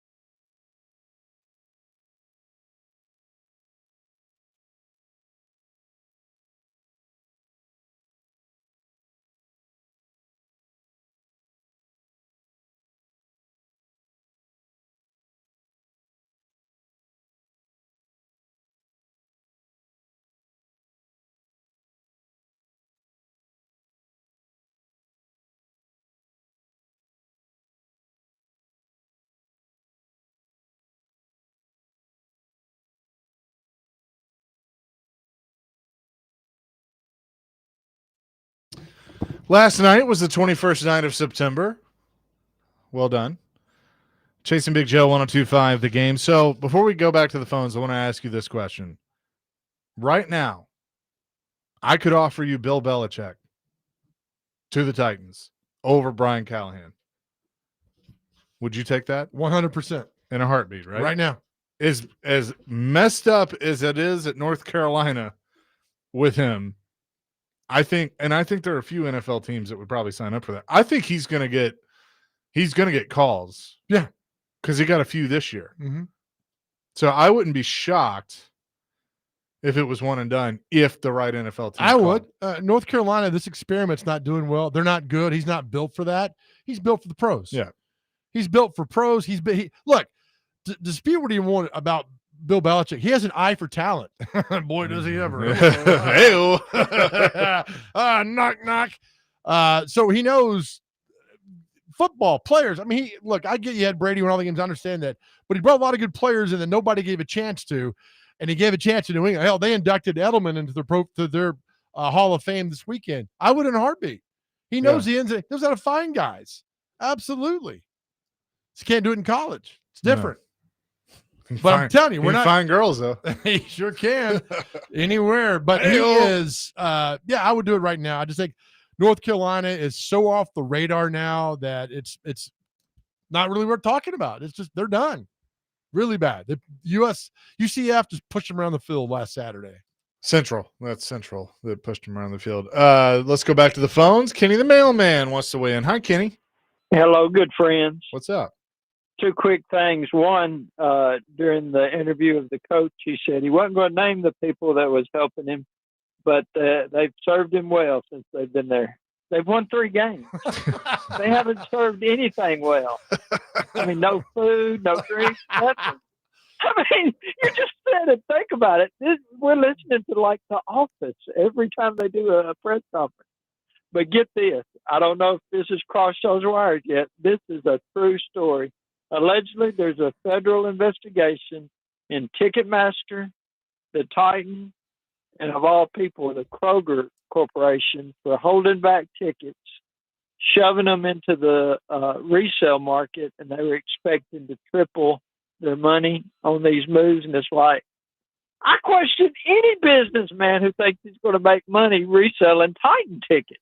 Oh, I haven't seen that anywhere. Absolutely. It's a federal investigation. Pull it up on the computer. And of all the teams where it's not the Packers, it's not the Jets, it's Ticketmaster, Titans, and the Kroger Corporation. Holy cow. I'm going like, you got to be, was it the same people running Enron? Yeah. I mean, this just came out in September 2025. Tennessee's Attorney General Jonathan Skrmetti joined a federal lawsuit against Ticketmaster, its parent company Live Nation. Allegations and lawsuit alleges that Ticketmaster and Live Nation knowingly allowed ticket scalpers to use bot software and create fraudulent accounts to buy up large quantities of tickets. Holy cow. But they have enlarged that to the Titans and the Kroger Corporation. Oh, my goodness. Same people that were wanting our tax dollars. I hope she loses her belt buckle next week. Y'all remember that? Yeah. Let's see you later. All right. Thank you, Kenny. Kenny drops in like Walter Cronkite on us. Yep, that was good. Thank you, Kenny. Some breaking news on that. Big time news on that. It came out. There's one came out in May, and this the most recent one. Tennessee joined it here in September of 25. Oh man, it's going to get worse before it gets better. I don't see. And look, you know the sad part is, in thinking about this and wanting to like wish there was something good to talk about. I mean, we should be talking about Vanderbilt being good. Right. Yeah. And, unfortunately we're not. The Predators played a doubleheader yesterday and they won both. They won both. I mean, Florida wasn't playing anybody, but, it was good to see Forsberg and Yossi and Saros and Brady Martin, the first round pick. So, I mean, that was cool. How'd Saros look? Good. Gave up one, but that was it. Okay. So, no, it was good. When's the next one? Tuesday. At home? Yep. Tampa Bay. Tampa Bay. You can hear that right here on 102.5 The Game. Nice. So, Yeah, I good dig times. it. But yeah. Look at On 3 had their Heisman poll out today, and Pavi is now at number 4. I'm telling you, he's getting to New York City. You knock off Bama. Easier said than done. Yeah, I get that. Yeah, I think there's a good chance of it. By the way, the SEC announced the protected opponents for all 16 teams with the new 9-game schedule. Tennessee will be Alabama, Kentucky, Vanderbilt. Yes. Vanderbilt's will be Tennessee, Mississippi State, and Auburn. Auburn, yeah. Yeah. So, I mean, it is what it is, right? I mean, we could argue all day of who should be there, who should not be there, but Alabama is Tennessee, Auburn, and Mississippi State. Yes. Texas is A&M, Oklahoma, and Arkansas. Arkansas, yeah. I mean, it's fun. I mean, there's some good, and it'll be, you add more games, in conference games, more fun. I mean, we'll see what happens, but that's the way it was going to go, way it was going to happen. And so some of Vanderbilt, Mississippi State, they understand that. I don't, but nobody asked me, which is fine. Still got to win the games on the schedule. Looks like Bruce Pearl has made it official because Auburn has put out a video with him, and it says, "Dear Auburn family, I truly love you." So somebody sent a note, and I saw it on Twitter, I think it was, that he waited till today because I don't know whether or not this is true or not. I don't know. Some clause kicked in where Steven automatically becomes the head. So Auburn couldn't look outside the family and get a coach. Yeah. If you waited till now. I don't know if that's accurate or not, but good for him. Yep. So it is official. He is retiring with probably a political career ahead of him. Well, if Tuberville becomes the governor, does he not appoint his seat? Maybe in a non-election year, you can appoint who the governor has the power to appoint the senatorial seat, I guess, in a non-election year. But since it's a gubernatorial election and a senatorial one, that doesn't matter. Gotcha. Hey, we got your civics class here on 102.5 The Game, Chase Big Joe Show. Yeah, we do. 615-737-1025. Let's go to Tom. He wants to weigh in. What's up, Tom? Hi, guys. Hey. What's up, Tom? First, congrats to Marcus Mariota for his win yesterday, and look forward to seeing Derrick Henry tonight. I like to see ex-Titans succeed.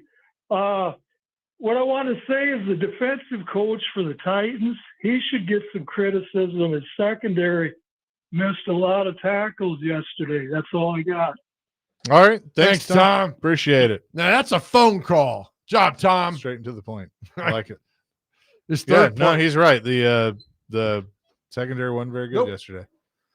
Dylan wants to weigh in. Hi, Dylan. Hey, guys. So about the Mike Keith Ring of Honor thing, that was what made me absolutely lose my mind. So I've been watching this terrible game. I tune into the radio, which is the only reason I'd go there to hear that crap radio station and hear Mike Keith get inducted. So I'm sitting there, and he said his speech. He's wrapping up, and it's one of those things where it's like, and in closing, I would like to, and it says, it never lasts long, and we're back to the game after these messages or whatever. So they cut him off, I swear. And the sponsors are going to lose it if they just let him finish his 30 seconds instead of running their ads. It made me so mad. And it's absolutely shameful that Amy Adams-Strunk did not say anything yesterday. After everything he's been through with this team, he's been the face of them losing, them being terrible. He's been the constant. And for she being so petty that she can't even say anything, it absolutely made me lose it. And them cutting him off, I get it. He said the majority of his speech. Let him close. Let him finish. I don't care about the FCC. If your sponsors are going to get pissed, you don't run their little ads at the end. But that made me absolutely lose it, guys. This is a joke franchise. It's a shameful, shameful look. Thank you. Yep. Thanks, Dylan. Appreciate it. Yeah. And look, he's right. He is 100. Right. But nothing shocks me anymore with them. Right. They keep they can't get out of their own way. That's the problem. Is this as bad as it's ever been? I think so. I mean, here, yeah. I mean, I don't know about in Houston, but I would say here. I just know, and gosh, when Wisenhunt was let go in 15, that you had Mariota and there was a little like glimmer, right? There was a little glimmer. And I think there's still that little glimmer with Cam Ward, but I think everybody is so afraid of them screwing him up because, I mean, I don't know if Mariota, like Locker got screwed up. Wisenhunt ruined Jake Locker. Yeah. Like absolutely ruined. Right. Now, I don't think he was all that good anyway. I mean, he wasn't going to be what they hoped he would be. Mariota was kind of the same thing. You eventually realize like he's not the franchise guy. Like he's obviously lasted in the league. He's a backup, all that stuff. But I don't know with Cam Ward. But we'll talk to John McClain. We'll get his thoughts on it coming up next. Chasing Big Joe, 102.5 The Game.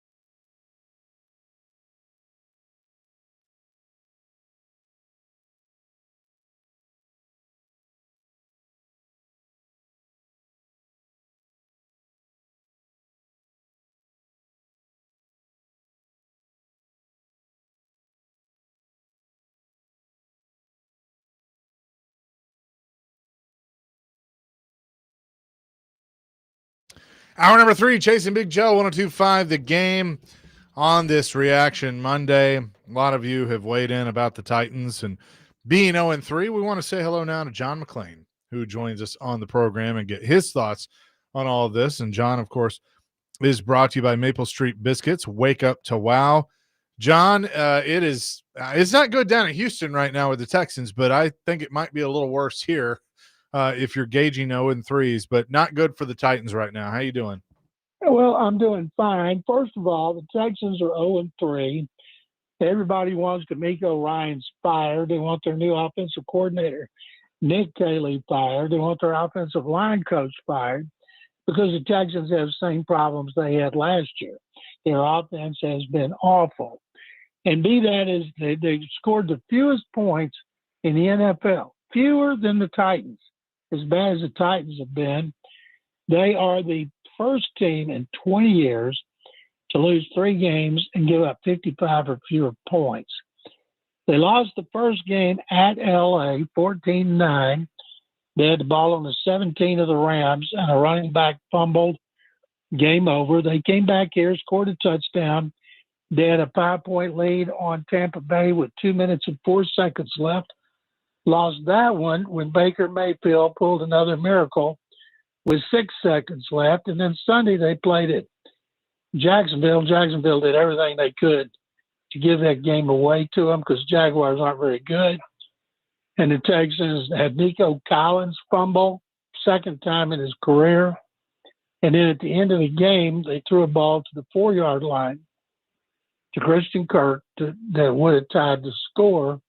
But their rookie left tackle, Ariante Ursery, got abused all day by Josh Hines Allen, and he hit Stroud's arm, interception, game over. So they've lost close games that came down to the end.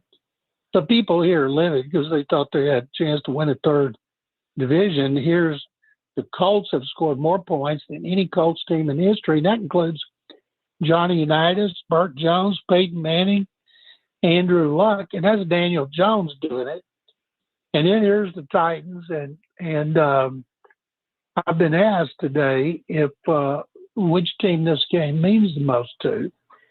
Well, the Texans haven't given up on the playoffs because they had a season here where they started 0-3, won 9 in a row, finished 11-5. That was in 2018, but that was a miracle. That offense was good. This offense is terrible because the offensive line is terrible again. And D'Amico Ryans is not coaching for his job. And as you guys know, Amy Adams Strunk, like her daddy Bud, they don't want to lose to the Texans. And they've been losing to the Texans, and they're coming here. And I remember Bill O'Brien was fired in 2020 after an 0-4 start. And I saw a list the other day of coaches fired after 4 games. And I don't know why it was after 4, maybe because that used to be the quarter of the season when they played 16. But I'm guessing if the Texans win, there's a good chance Brian Callahan will be fired, replaced by Mike McCoy next week before Mike Vrabel comes to town. So anyway, we've got a battle between 2 winless teams, and nobody gives a damn outside Houston and Nashville. John, you know the days of the end of the Oilers in Houston and moving to Nashville and then the Texans coming to the league. I mean, Bud Adams, it was pretty well known in that building that, you're not going to go lose to the Houston Texans. You got to take care of business. And I feel like that has pretty much stood with Amy in charge now. So even though it looks like Brian Callahan's a dead man walking, do you think that might be it if they go down to Houston and fall to the Texans, that's ultimately just going to be the excuse she uses to go ahead and do it, even though I don't know what good anything really does at this point. The team's so bad.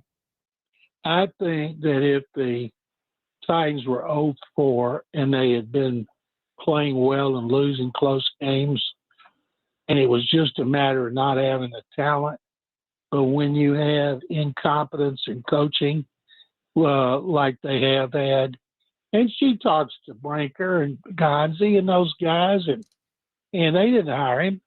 and Rand Cawthorn hired. So that's another thing that Brian Callahan has to worry about. And if you do fire him his dad, who's the assistant line coach? And so that would require significant moves. And would it move the needle? Who knows? But I don't think you'd be running into situations like you run in late in the first half. What is it, 2 games out of 3? And you'd be having all those, it's a coach has to know the rules. A coach has to set a great example in the meeting rooms when he's talking to the players, when he's talking to the media, and when he's standing on that sideline, that he's a leader and they know to follow him. And right now, what are people, what do they think? I mean, I'm covering the Texans, but I'm looking at all the tweets. Of all the tweets I saw, Joe's were the worst and funniest. I tried to, you're welcome. I tried to look at everybody up there that I respect to see what they were saying. And it was, it was kind of like a party, and because it was unanimous, no defense. And Amy Adams Strunk knows this. Now, I do think she's not going to walk in there and fire him if Chad Brinker and Begonzi say, we think you should give him more time, and here's why. And if she says, well, what about this, and this, when it comes to not knowing rules, that I think the end of the first half, I've been covering the NFL now 49 years, and I've never seen it. I'm not saying it hadn't happened. I'm just saying I've never seen it, and that's a bad look. You want a team coming off the first pick of the draft to be showing some kind of promise, some kind of improvement where you can go, aha, that's where that looks good. It doesn't cost any money to play hard. It doesn't cost any money to stand up and be leaders and not run out of the locker room like cowards afterwards, so you didn't have to talk to the people that pay the freight. Anytime you leave, you don't talk to the media. You're thumbing your nose at the people who buy the tickets, the people who pay your salaries. And a commendation and respect to the guys that stayed in there and answered the tough questions. Amen on that. Talking to John McClain on the Chasing McJoe show. John, we expected the Titans to be 0-3. Did you expect the Texans right now to be 0-3? Not just 0-3, but to be last in the league in scoring. Well, of course I thought that, Joe. You must not have been listening when I told y'all they're going to start 0-3 and have fewer points than any team in the league. Of course, nobody thought that. What's the most frustrating here, why everybody's going ballistic, is the same problems that killed them last year. And they were 10-7 and killed the Chargers in the playoffs before losing by 9 at Kansas City, despite having terrible pass protection. And so they changed all the offensive line, got a new offensive line coach. And it's not just them. Running backs picking up the wrong guy. The guy's blitzing clear. He's definitely got to try to pick the guy up. Instead, he goes on a pass route. Boom, Stroud gets killed. Or if you stay in and here comes a blitzer and he knocks you on your butt.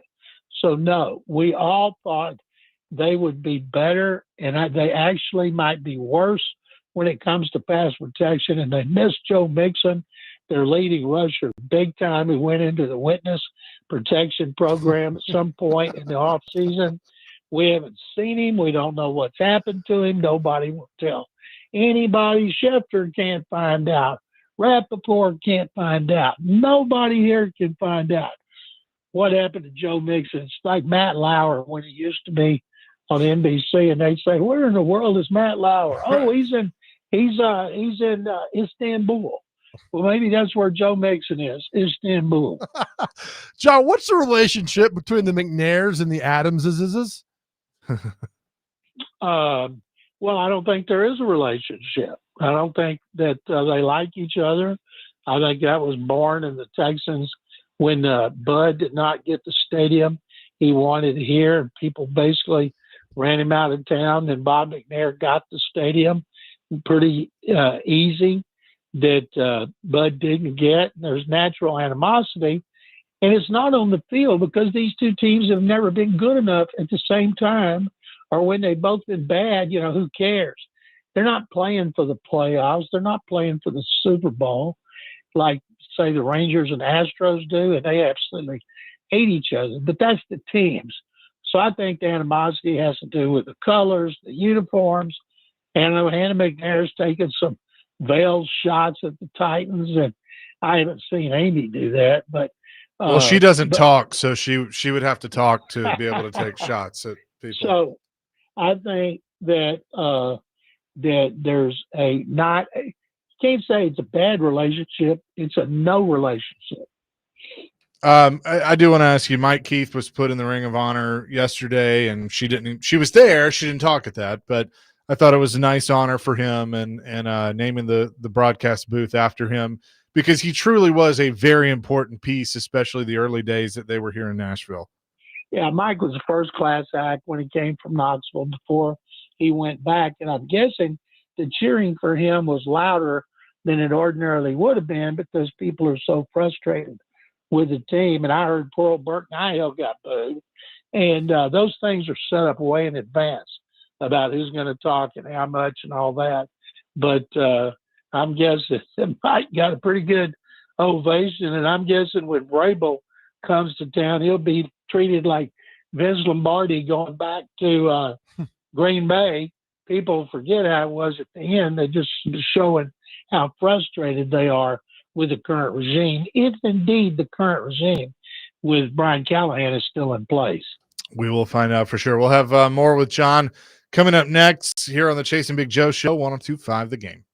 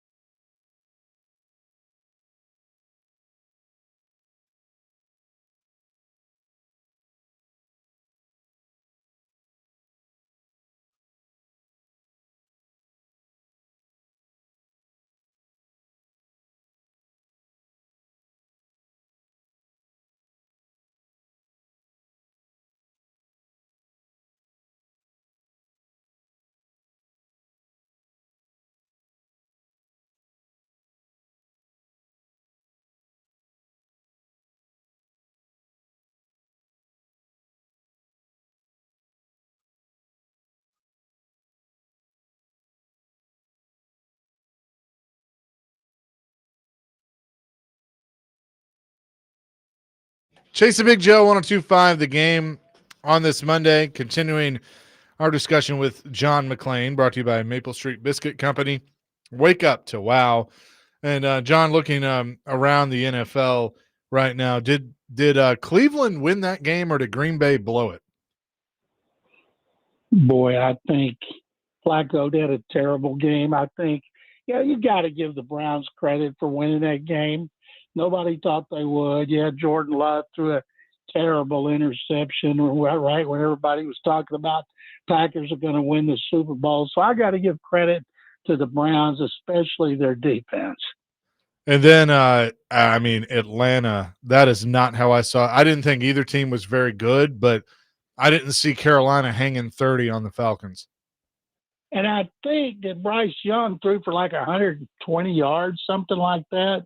That's got to be the low point for the Falcons for quite a while. Michael Penix did not play well. I think we talked about early in the year at some point Kirk Cousins is going to be playing. Look at all these second-year quarterbacks. Mm-hmm. Look around the league, and it's what happened to C.J. Stroud last year. It happens to just about all of them. The defensive coaches have the entire offseason to watch every single play over and over and over so they see a different way to attack. And you better adjust or you're in trouble. Bobby Slowick didn't adjust for the Texans. He got fired. Now everybody's apologizing to him because Nick Caley's doing such a bad job taking his place. But there's a reason all these guys are struggling. Some of them will. C.J. Stroud still helped them go 10-7 and win a playoff game. It's hard to believe the team I saw the Texans beat in the wild card round, the Chargers here, are maybe the best team in the league right now. Chargers are playing great with all those division victories, but keep an eye on these second-year quarterbacks because coaches know if you don't adjust to what the opponent's adjusting to, you're in trouble. Oh, no doubt. John, you saw the Buccaneers up close and personal a week ago Thursday, and just reading about Baker Mayfield, that team loves him. I mean, they love him. He made the comment yesterday after the game that was personal because Steve Wilkes had cut him with the Jets, so, he was upset. I like the fire out of him. I like what's happening there. Again, he's a great story. You saw them up close and personal. What did you take away from watching that team when you saw them play Texans?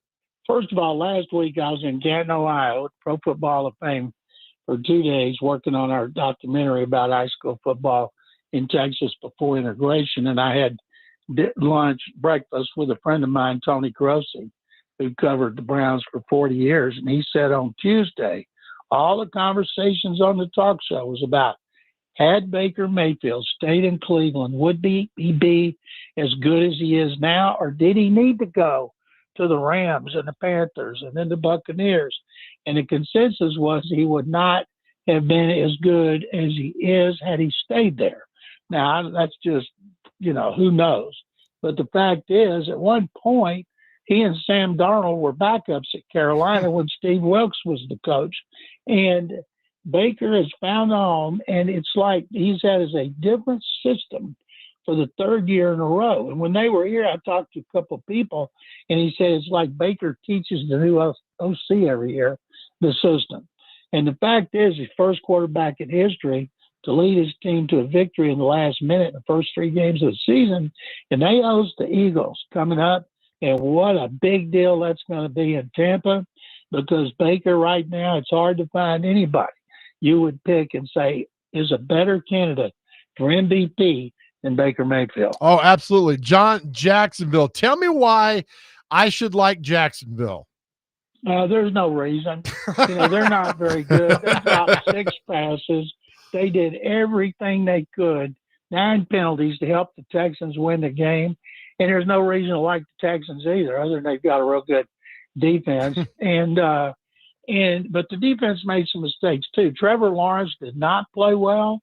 Liam Cohen, to me, did not distinguish himself with some of his decisions, and the Texans just flat blew that opportunity. Right now, the Colts ought to run away with this division. They may have it wrapped up by Halloween. Russell Wilson with the Giants. I mean, my goodness. One week he looked all right. Last night he looked awful. How does this end, John? Does it end soon? Well, most people said, Joe, it'd be 4 games in before Jackson Dart would get a chance. I understood. You throw for 450 yards against the Cowboys and you lose at the end on a field goal, even though he had 1 interception in overtime and it cost him the game. You don't pinch a guy just threw for 450 and 3 touchdowns, but my God, they look bad. So I'm guessing one more game, and Brian Dable right now, he is doing a terrible job. And I'd like to know, how do they justify letting Saquon Barkley go? They tell him, we don't want you. And then they not only let Saquon go, Daniel Jones, they let him go. And look how he's playing. It just magnifies what a bad job they've got. And I'm sure after the season, they'll start over with a new head coach and general manager. You know what's funny about that, though? Is he not going to be one of those highly sought-after coordinators? I mean, because he was pretty good with Buffalo. He was good with Buffalo. He was good with New England. He was good with Alabama. And usually those places have talent. And but the talent they have, they haven't developed it or they haven't kept it. And I don't know whose fault that is. I remember I can't remember on Hard Knocks, there was a quarterback he was lying on the sofa in GM Joe Shane's office, and quarterbacks' names were coming up, and somebody's name came up, and he said something like, boy, I'd like to get him, and he turned out to be really good, but it doesn't mean they wouldn't have blown it. But the Jackson Dart era's got to start soon, and people talk about bad things happening to quarterbacks, and yes, but sometimes learning experience, when you're learning the bad, it's almost as good as learning the good, because you learn how to handle it. You learn how not to do things and to bounce back. And if it shows in your play and you lose confidence, just go to the bench and let the backup play again until you're ready. John, do you think Brian Flores is going to get another chance to be a head coach even after all the reputation stuff and suing the league and all of that? Well, let me put it like this. If you were suing your company, would they hire you? Probably not. Okay. Probably not.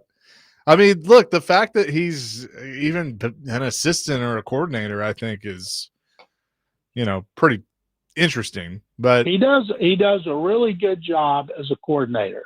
And I remember one of their longtime beat writers who covered him while he was head coach of the Dolphins, writing, if he gets another chance, he needs to take a serious look at his personality and the way he deals with people. And Flores admitted, Tua Tagovailoa ripped him because of the way he was. And he admitted he made a lot of mistakes. The question is, will somebody else give him another chance? Maybe they will, but boy, it's hard to hire a guy and say, well, you drop us from your lawsuit, we'll hire you. And I'm just thinking, when you're suing everybody, maybe if it's all over, he might have a chance, but right now I just don't see it.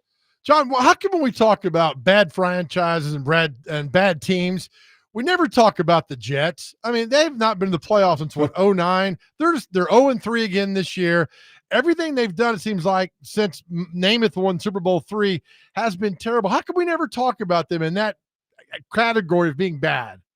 Well, first of all, Joe, anytime you want to hear about the Jets, go to ESPN, turn on Get Up in the morning where Mike Greenberg's host, and you will hear about the Jets till you want to throw up.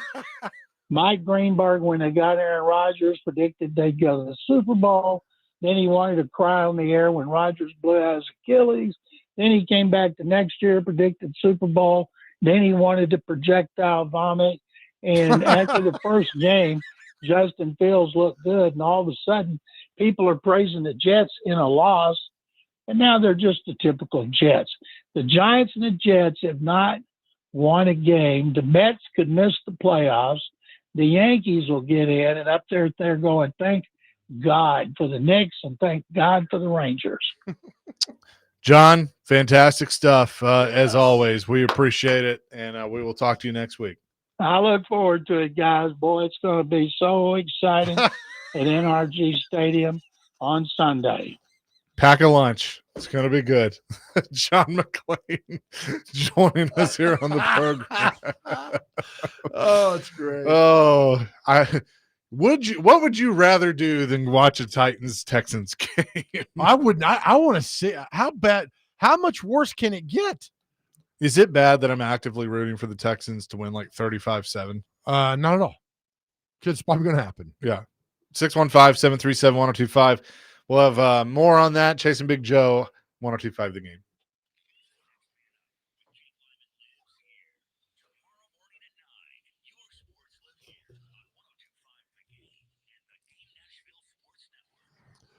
Hey guys, Big Joe here. Listen, anxiety and depression, 2 words that can just wreck your life if you let them. And man, most of us, well, we lead lives of quiet desperation, but it does not have to be that way. That's why we're so honored to be partnering with Unity Psychiatric Care, based right here in Middle Tennessee, to get you back on track and living the life you deserve.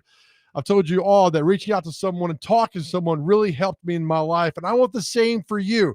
Here's all you got to do. Just go to GameNashville.com, click on the Chase and Big Joe Show. There, you will see a link for Unity Psychiatric Care and start taking back your life. Or you can call 1-888-508-8002, 1-888-508-8002. Help is just around the corner. Take back your life, and please know you don't have to go through any of this alone. When you go there and you to the website and see that, it's confidential, it's secure, it's private. We just need you to go to get back your life. All you gotta do, go to GameNashville.com, click on the Chase and Big Joe Show. You'll see Unity Psychiatric Care. And my friends, let the great journey begin.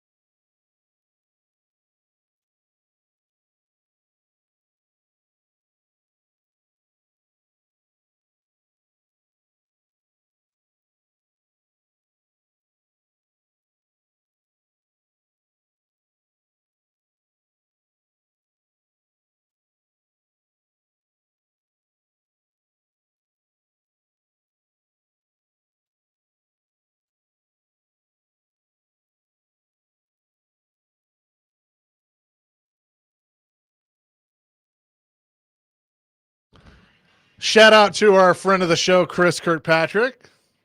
A little NSYNC bye on this Monday. Will this be played for Brian Callahan tomorrow, next week, next year? Oh, God, if we got to endure this that much longer. Chasing Big Joe on this Monday. 615-737-1025. Appreciate John McClain. Dylan says, what do you guys think about seriously hiring Mike McDaniel? I would ask the Dolphins if they can hurry up and release him so I could hurry up and hire him. So, Dylan, I said this last week. I would hire Mike McDaniel, not as the head coach, but as the offensive coordinator.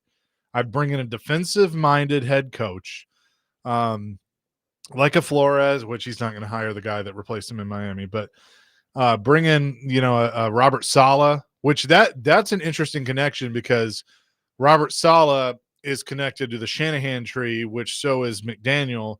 So if Saleh were to get another chance being the head coach here with the Titans, he could bring in Mike McDaniel as the offensive coordinator. I don't think that's a terrible combination by any means. That's Joe threw out there. He really likes Robert Saleh. I think he got a raw deal in New York. So that is a thought.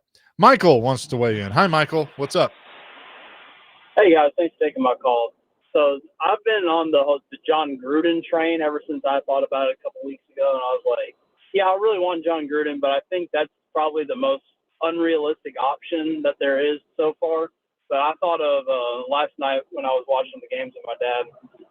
What about Mike McCarthy, trying to get him off the couch and coming into the Titans? I feel like, his last year in Dallas wasn't the best, but hell, I'll take a 7-win season at this point. I'll take anything more than 3 wins at this point. I think McCarthy can at least kickstart us getting in the right direction like that. He seems to know what he's doing at the very least, which we cannot say about our current roster regime.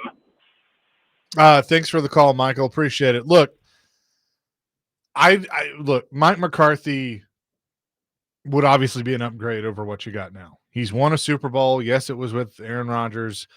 He's gotten teams to playoffs. Like he has had his moments for sure. He's not my favorite coach, but if you want to connect some dots and read some tea leaves, where did Chad Brinker spend a lot of his career? Yeah. Green Bay. So you think he knows what a catch is?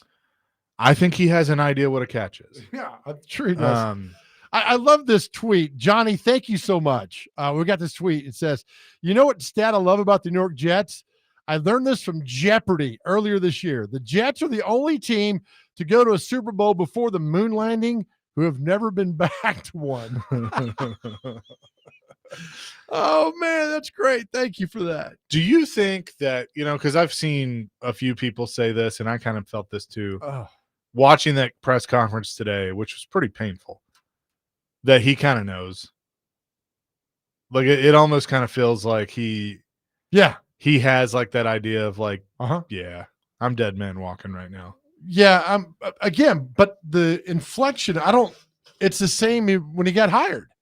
Yeah, I'm glad to be here and work hard. But the thing is, my thing is, if you do it now, do the interim stuff, and then you truly have to figure out who's in charge. Like, is it Chad Brinker with this president of football operations thing, or is it Borgonzi? Because, I'm not giving Brinker a pass on this. He was under Rand Carthon when Callahan was hired. Right. Yep. So he's not innocent in all of this. He can sit there and like, oh no, that was Rand. Like that wasn't me. Eventually that ain't going to work. Now, how involved was he? I don't know. And then there was this report that there were discussions that, they thought about firing him this year and all that stuff. When I heard that, I was like, okay, this is not good. Yeah. If they're even thinking about firing you, it's not good. Should have pulled the plug. Here's the thing. If you think about it, do it. Yeah, right. What else? What else is there? Because it's already in your mind. You already think it's not working. So you're considering making a change. You think it's magically going to just fix itself? I want to go back. I wish we could see the clip of it's not. I know it's not out there, but when Callahan came in and told Amy Adams, interviewed for the job, I would love to have seen that. mean, what did he tell her that He said, said, "You're my guy"? I make a mean quiche. What? Yeah. What did he tell her that said that, you know what? This is it. Look. It's our guy. He's never called plays. 0. And you're asking him to take over something? My mind is blown on all this. What has been the knock on Eric what was it? Bieniemy. Interview's terrible. That he interviews terrible. Some people actually interview well. And they're just not, they fool you. The thing is with him, he has been around some great head coaches. Mm-hmm. He's worked with Hall of Fame quarterbacks. And I think that does up a guy's stock. But at the end of the day, you have to truly step back and go, did Brian Callahan really do anything to help Peyton Manning? Did Brian Callahan really do anything to help Matthew Stafford? Now, I could say that maybe he contributed a little to Joe Burrow being a young rookie, but you either got it or you don't. So John Gruden does this great thing. He brings the quarterback in. He did it with Cam Ward. He's like, all right, tell me this player. What were you thinking of this play? Why did you go that receiver? Da-da-da. If you brought Brian Callahan in from a play that the Bengals did, Brian Callahan can't tell you why that play was called. No. Because he didn't call it. Now, he can say, all right, we had our X go here, I had our Y go there, the Z came under, blah, blah, blah, all the football jargon you want to use to sound smart. He never did it. He never called that. And now you're seeing it. You are seeing when a guy is underqualified for a job, it's Brian Callahan. Yeah. And like all these texts are saying, you know, he was a rookie head coach. He can't call his own plays. Like he should have gotten an OC. I mean, true. Which is fine. Then explain to me why it works in other places. I keep going back to look, Kevin O'Connell is making himself look better and better because this is a guy that has done it without the Hall of Fame quarterback. Kirk Cousins, good, not great. What's his name out in Seattle? McDonald? No, the quarterback. Darnold? Sam Darnold. Good, not great. Probably below good. Yeah. Average. JJ McCarthy. We'll see. Chase, so he was Callahan's a coach who did not know what a catch was. Nobody in the booth. So maybe O'Connell has that guy who's like, all right, we're together on this. O'Connell, I'll tell you what it is. O'Connell spent many years of his career backing up the greatest quarterback to ever put on a uniform. And say what you want now, he played for the greatest NFL head coach of all time. So I think he picked up a thing or two. He learns from his mistakes. He's grown into it. The problem is I'm just so sick and tired of this franchise not being able to figure it the F out. Then they're not going to for a while either. But he's underqualified. They're going to go down. If they're going to lose to the Texans, we talked earlier, after the Texans, they come back, they play the Cardinals and the Raiders on the road. Typically, the Titans, when they do a West Coast trip, they stay out there if it's back-to-back. So they play Arizona, they're going to stay out there. Do you want to fire him when he's out in Arizona, have to bring him back? I think you do it after the if it's that bad again on Sunday, he should not be your head coach. Should be done. Yep. Then you get the interim and you move on and things are done. You're away for 2 weeks. You're away from distractions. You're away from the talk around town, and it's gone. If you do the same thing on Sunday and show you're not prepared, get rid of him. Yes or no? When we go on the air at noon next Tuesday, is he the head coach? Yes. I think she keeps him around for a while. I really do. I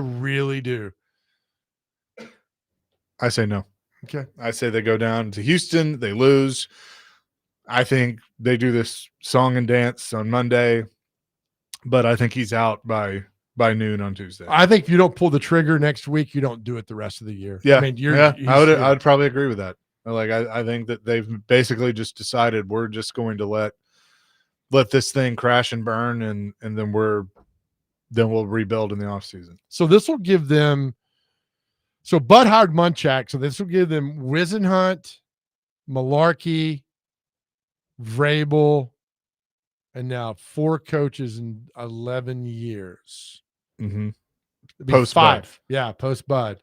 So it'd be No, 5. 6? What? Oh, hold on. Wisenhunt, Malarkey, Vrabel, Callahan, and now this will be, they have Yep. so maybe 5 coaches. Because Tommy Smith inherited Munch. Yep. Because Bud hired, that was like one of the last things Bud did. Bud hired Munch as kind of a loyal soldier. Loyal, and I think a little bit of it was a finger. But hired him. And Munch, look, I like Mike Munchak. He's not a head coach. Yeah. But they were competitive. Yep. They went 9-7 his last If he year. honestly, that's an example of, had you not hired your buddy that and got him off the couch and the Palmer guy to be the OC, that could have gone a little differently. They fired Palmer on his birthday. I know, but like he should have never been here to begin with. They should have never hired him. And Palmer walked back then and said, "Hey, thanks for the cake, but why is there a knife in it?"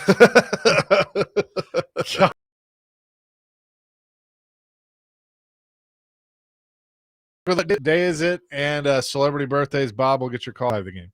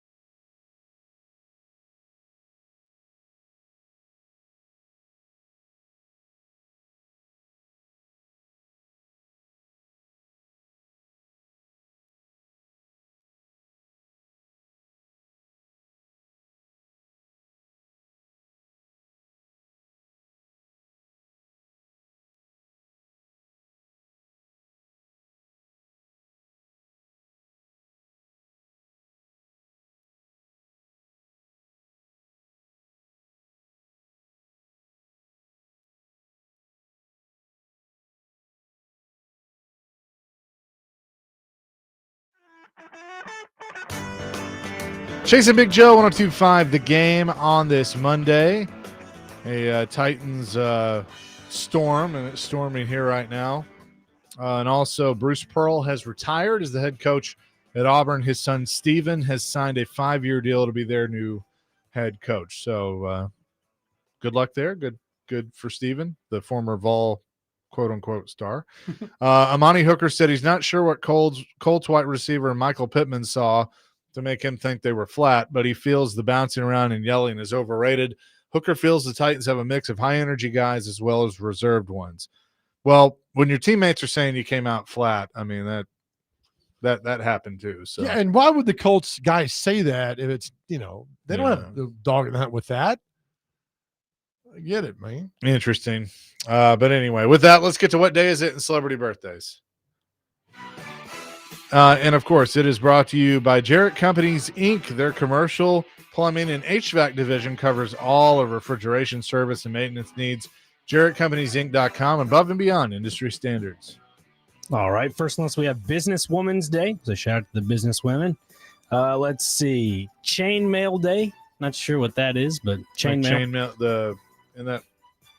Like chains, like what you. No, it's like you tagged, like it's been folded the like chainmail. 45 times. Yeah. What the hell were you doing over there? Well, I was thinking of the medieval thing. Oh, my gosh. Chain link, I guess is what that's I was going with. Yeah.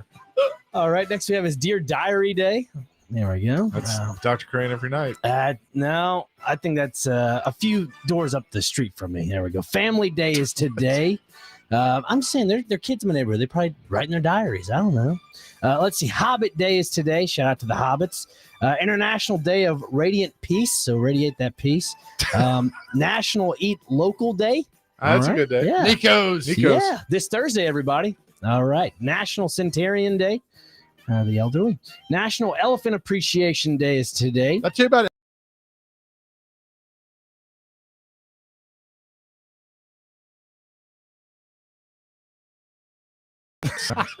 National Fun Awareness Day. National Girls Night In Day. I thought it'd be Girls Night Out, but whatever. National Ice Cream Cone Day. I don't like that pop-up. Ice cream cone. Okay, now it's all over the screen. Let's see. National Legwear Day is today. So whatever. National Online Recovery Day. National States and Capitals Day. National White Chocolate Day. Delicious. Proposal Day. The first day of fall. World Car Free Day. So ride a bike. World Rhino Days to wrap it up. Goodness. All right, time for celebrity birthdays. Get these within two. Our first birthday. And Chase, you go first. Rocker Joan Jett. 73. 77. 67. Nick Frazier up now. Bonnie Hunt. She was a sister in Jerry Maguire, and you don't remember that movie.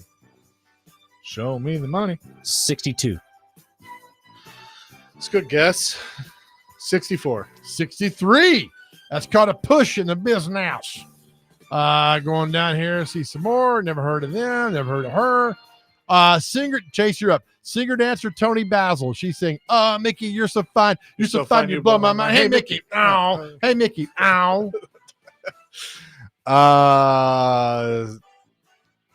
58. 59. 82. Dr. Crane, you go first. Singer David Coverdale from Whitesnake. 67. Here I go again on my own. 69. 74. Actress, Dr. Crane, you. Actress Sherry Belafonte. I believe it was Chase this time. I believe it's you, so go. Okay. All right. Belafonte is 79. 74. 71. Chase, singer Debbie Boone. 81. 88. 69. Nice. Dr. Crane, singer Nick Cave. 44. 68. 68 exactly. Good Lord. Chase, you're up. Opera singer Andrea Bocelli. 72. Andrea Bocelli is 78. He is not. He's 67. Dr. Crane, actor Scott Baio. He was Chachi on Happy Days. 88. You said it like you knew it. 71. 65. Chase, rapper Mystical. 48. 50. 55. Dr. Crane, let's go with, oh my God, never heard of any of these people. All right, Dr. Crane, Vince Coleman, former Cardinal. Former St. Louis Cardinal. Yes. Yeah. You're down 2-0. Yeah. So I got excited. I know that name, man. I grew up watching his VHS tapes and stuff. So let me. And Dallas, too? Did you watch Dallas? No, this is the heck of a year. St. Louis Cardinals, 82 Okay. season. Vince Coleman is 63. 60. 64. Down to our last birthday. Chase, you go first. How old is Mike Matheny? Another Cardinal. Mike Matheny. You're up 2-1, Chase. 56. That's a good guess. Mike Matheny is 58. Oh, he's 56. Chaser with the win at the buzzer. Boom. 3-1. Well done. Quickly, let's get to the mashup. And a good Monday, everybody. Welcome in Chase and Big Joe, 102.5 The Game. Hope you're having a great day to this point. He's Big Joe Dubin. I'm Chase McCabe, Dr. Crane, Nick Frazier on the ones and twos. And in the words of Cody Rhodes, Nashville, what do you want to talk about? Brian Callahan is 3-20. I don't recall saying take care. I mean, there's nothing to add to it. Yeah, everything's under consideration. So do you think he'll get a play on? Nah, probably Chase, not. did you take the cookie out of the cookie jar with the cookie in your hand? I don't think I did. I'm not sure. I don't know. I do not recall. You got the cookie in your hand. Well, I mean, it's under consideration, but I'm not sure what's going to happen here. I'm even more confused after the press conference I was yesterday. But the moment I read that quote, I heard in my head the voice of Vince McMahon saying to Brian Callahan, "You're fired." That is a fireable offense. Thanks again, Rand. You're talking to Amy weekly, and what have those conversations been like to this point? Have you talked to her yet this week? Yeah, we talk weekly. I'll keep all those conversations private as I always do. Thanks again, Rand. If anybody, I'm going to tell you this right now. If anybody over there messes with Jim Wyatt because of that, you're going to have to deal with me, you, a Broadway legend, and Nick Frazier, because we're going to be busting through those gates to bust some heads. Would it not be? Don't mess with Jim Wyatt. Would it not be the best if they make Jim run laps? Or it would be such a tight. It would be such a Titans thing to do of say like, well, the coach sucks. He doesn't know what he's doing. The team's terrible. But yeah, let's fire the writer because he made a quip. Here's Jim Wyatt running laps around St. Thomas Sports Park for the question him doing there. Man, wake up! We got a draft. What? What's going on there? I got to do my CBS Sports hit. I'll be back in a little bit. Well done, Dr. Crane. Always good to laugh on such a bad day with a bad team. That is going to do it for us today. DVD live at Circus Sports in Kentucky. Coming up next, Joe. As we leave the show every day, to our guys out there, we tell you every day that we love you. My gosh, we love you so much. Our world's a better place because you are here. We need you in our lives. We celebrate your success. We need to celebrate your success. We pray for you. I hope you find gratitude. Know that we love you more than anything. If you need help on your cell phone, you can dial 988. It's there for you. Or you go to the website and click on Unity Psychiatric Care. Get professional help right here in Middle Tennessee. It's confidential, it's secure. And just know that we love you and we need you here. And more importantly, more than anything else in this world, God loves you. Amen to that. Peace, love, rock and roll. DVD's next. We'll talk to you tomorrow at noon.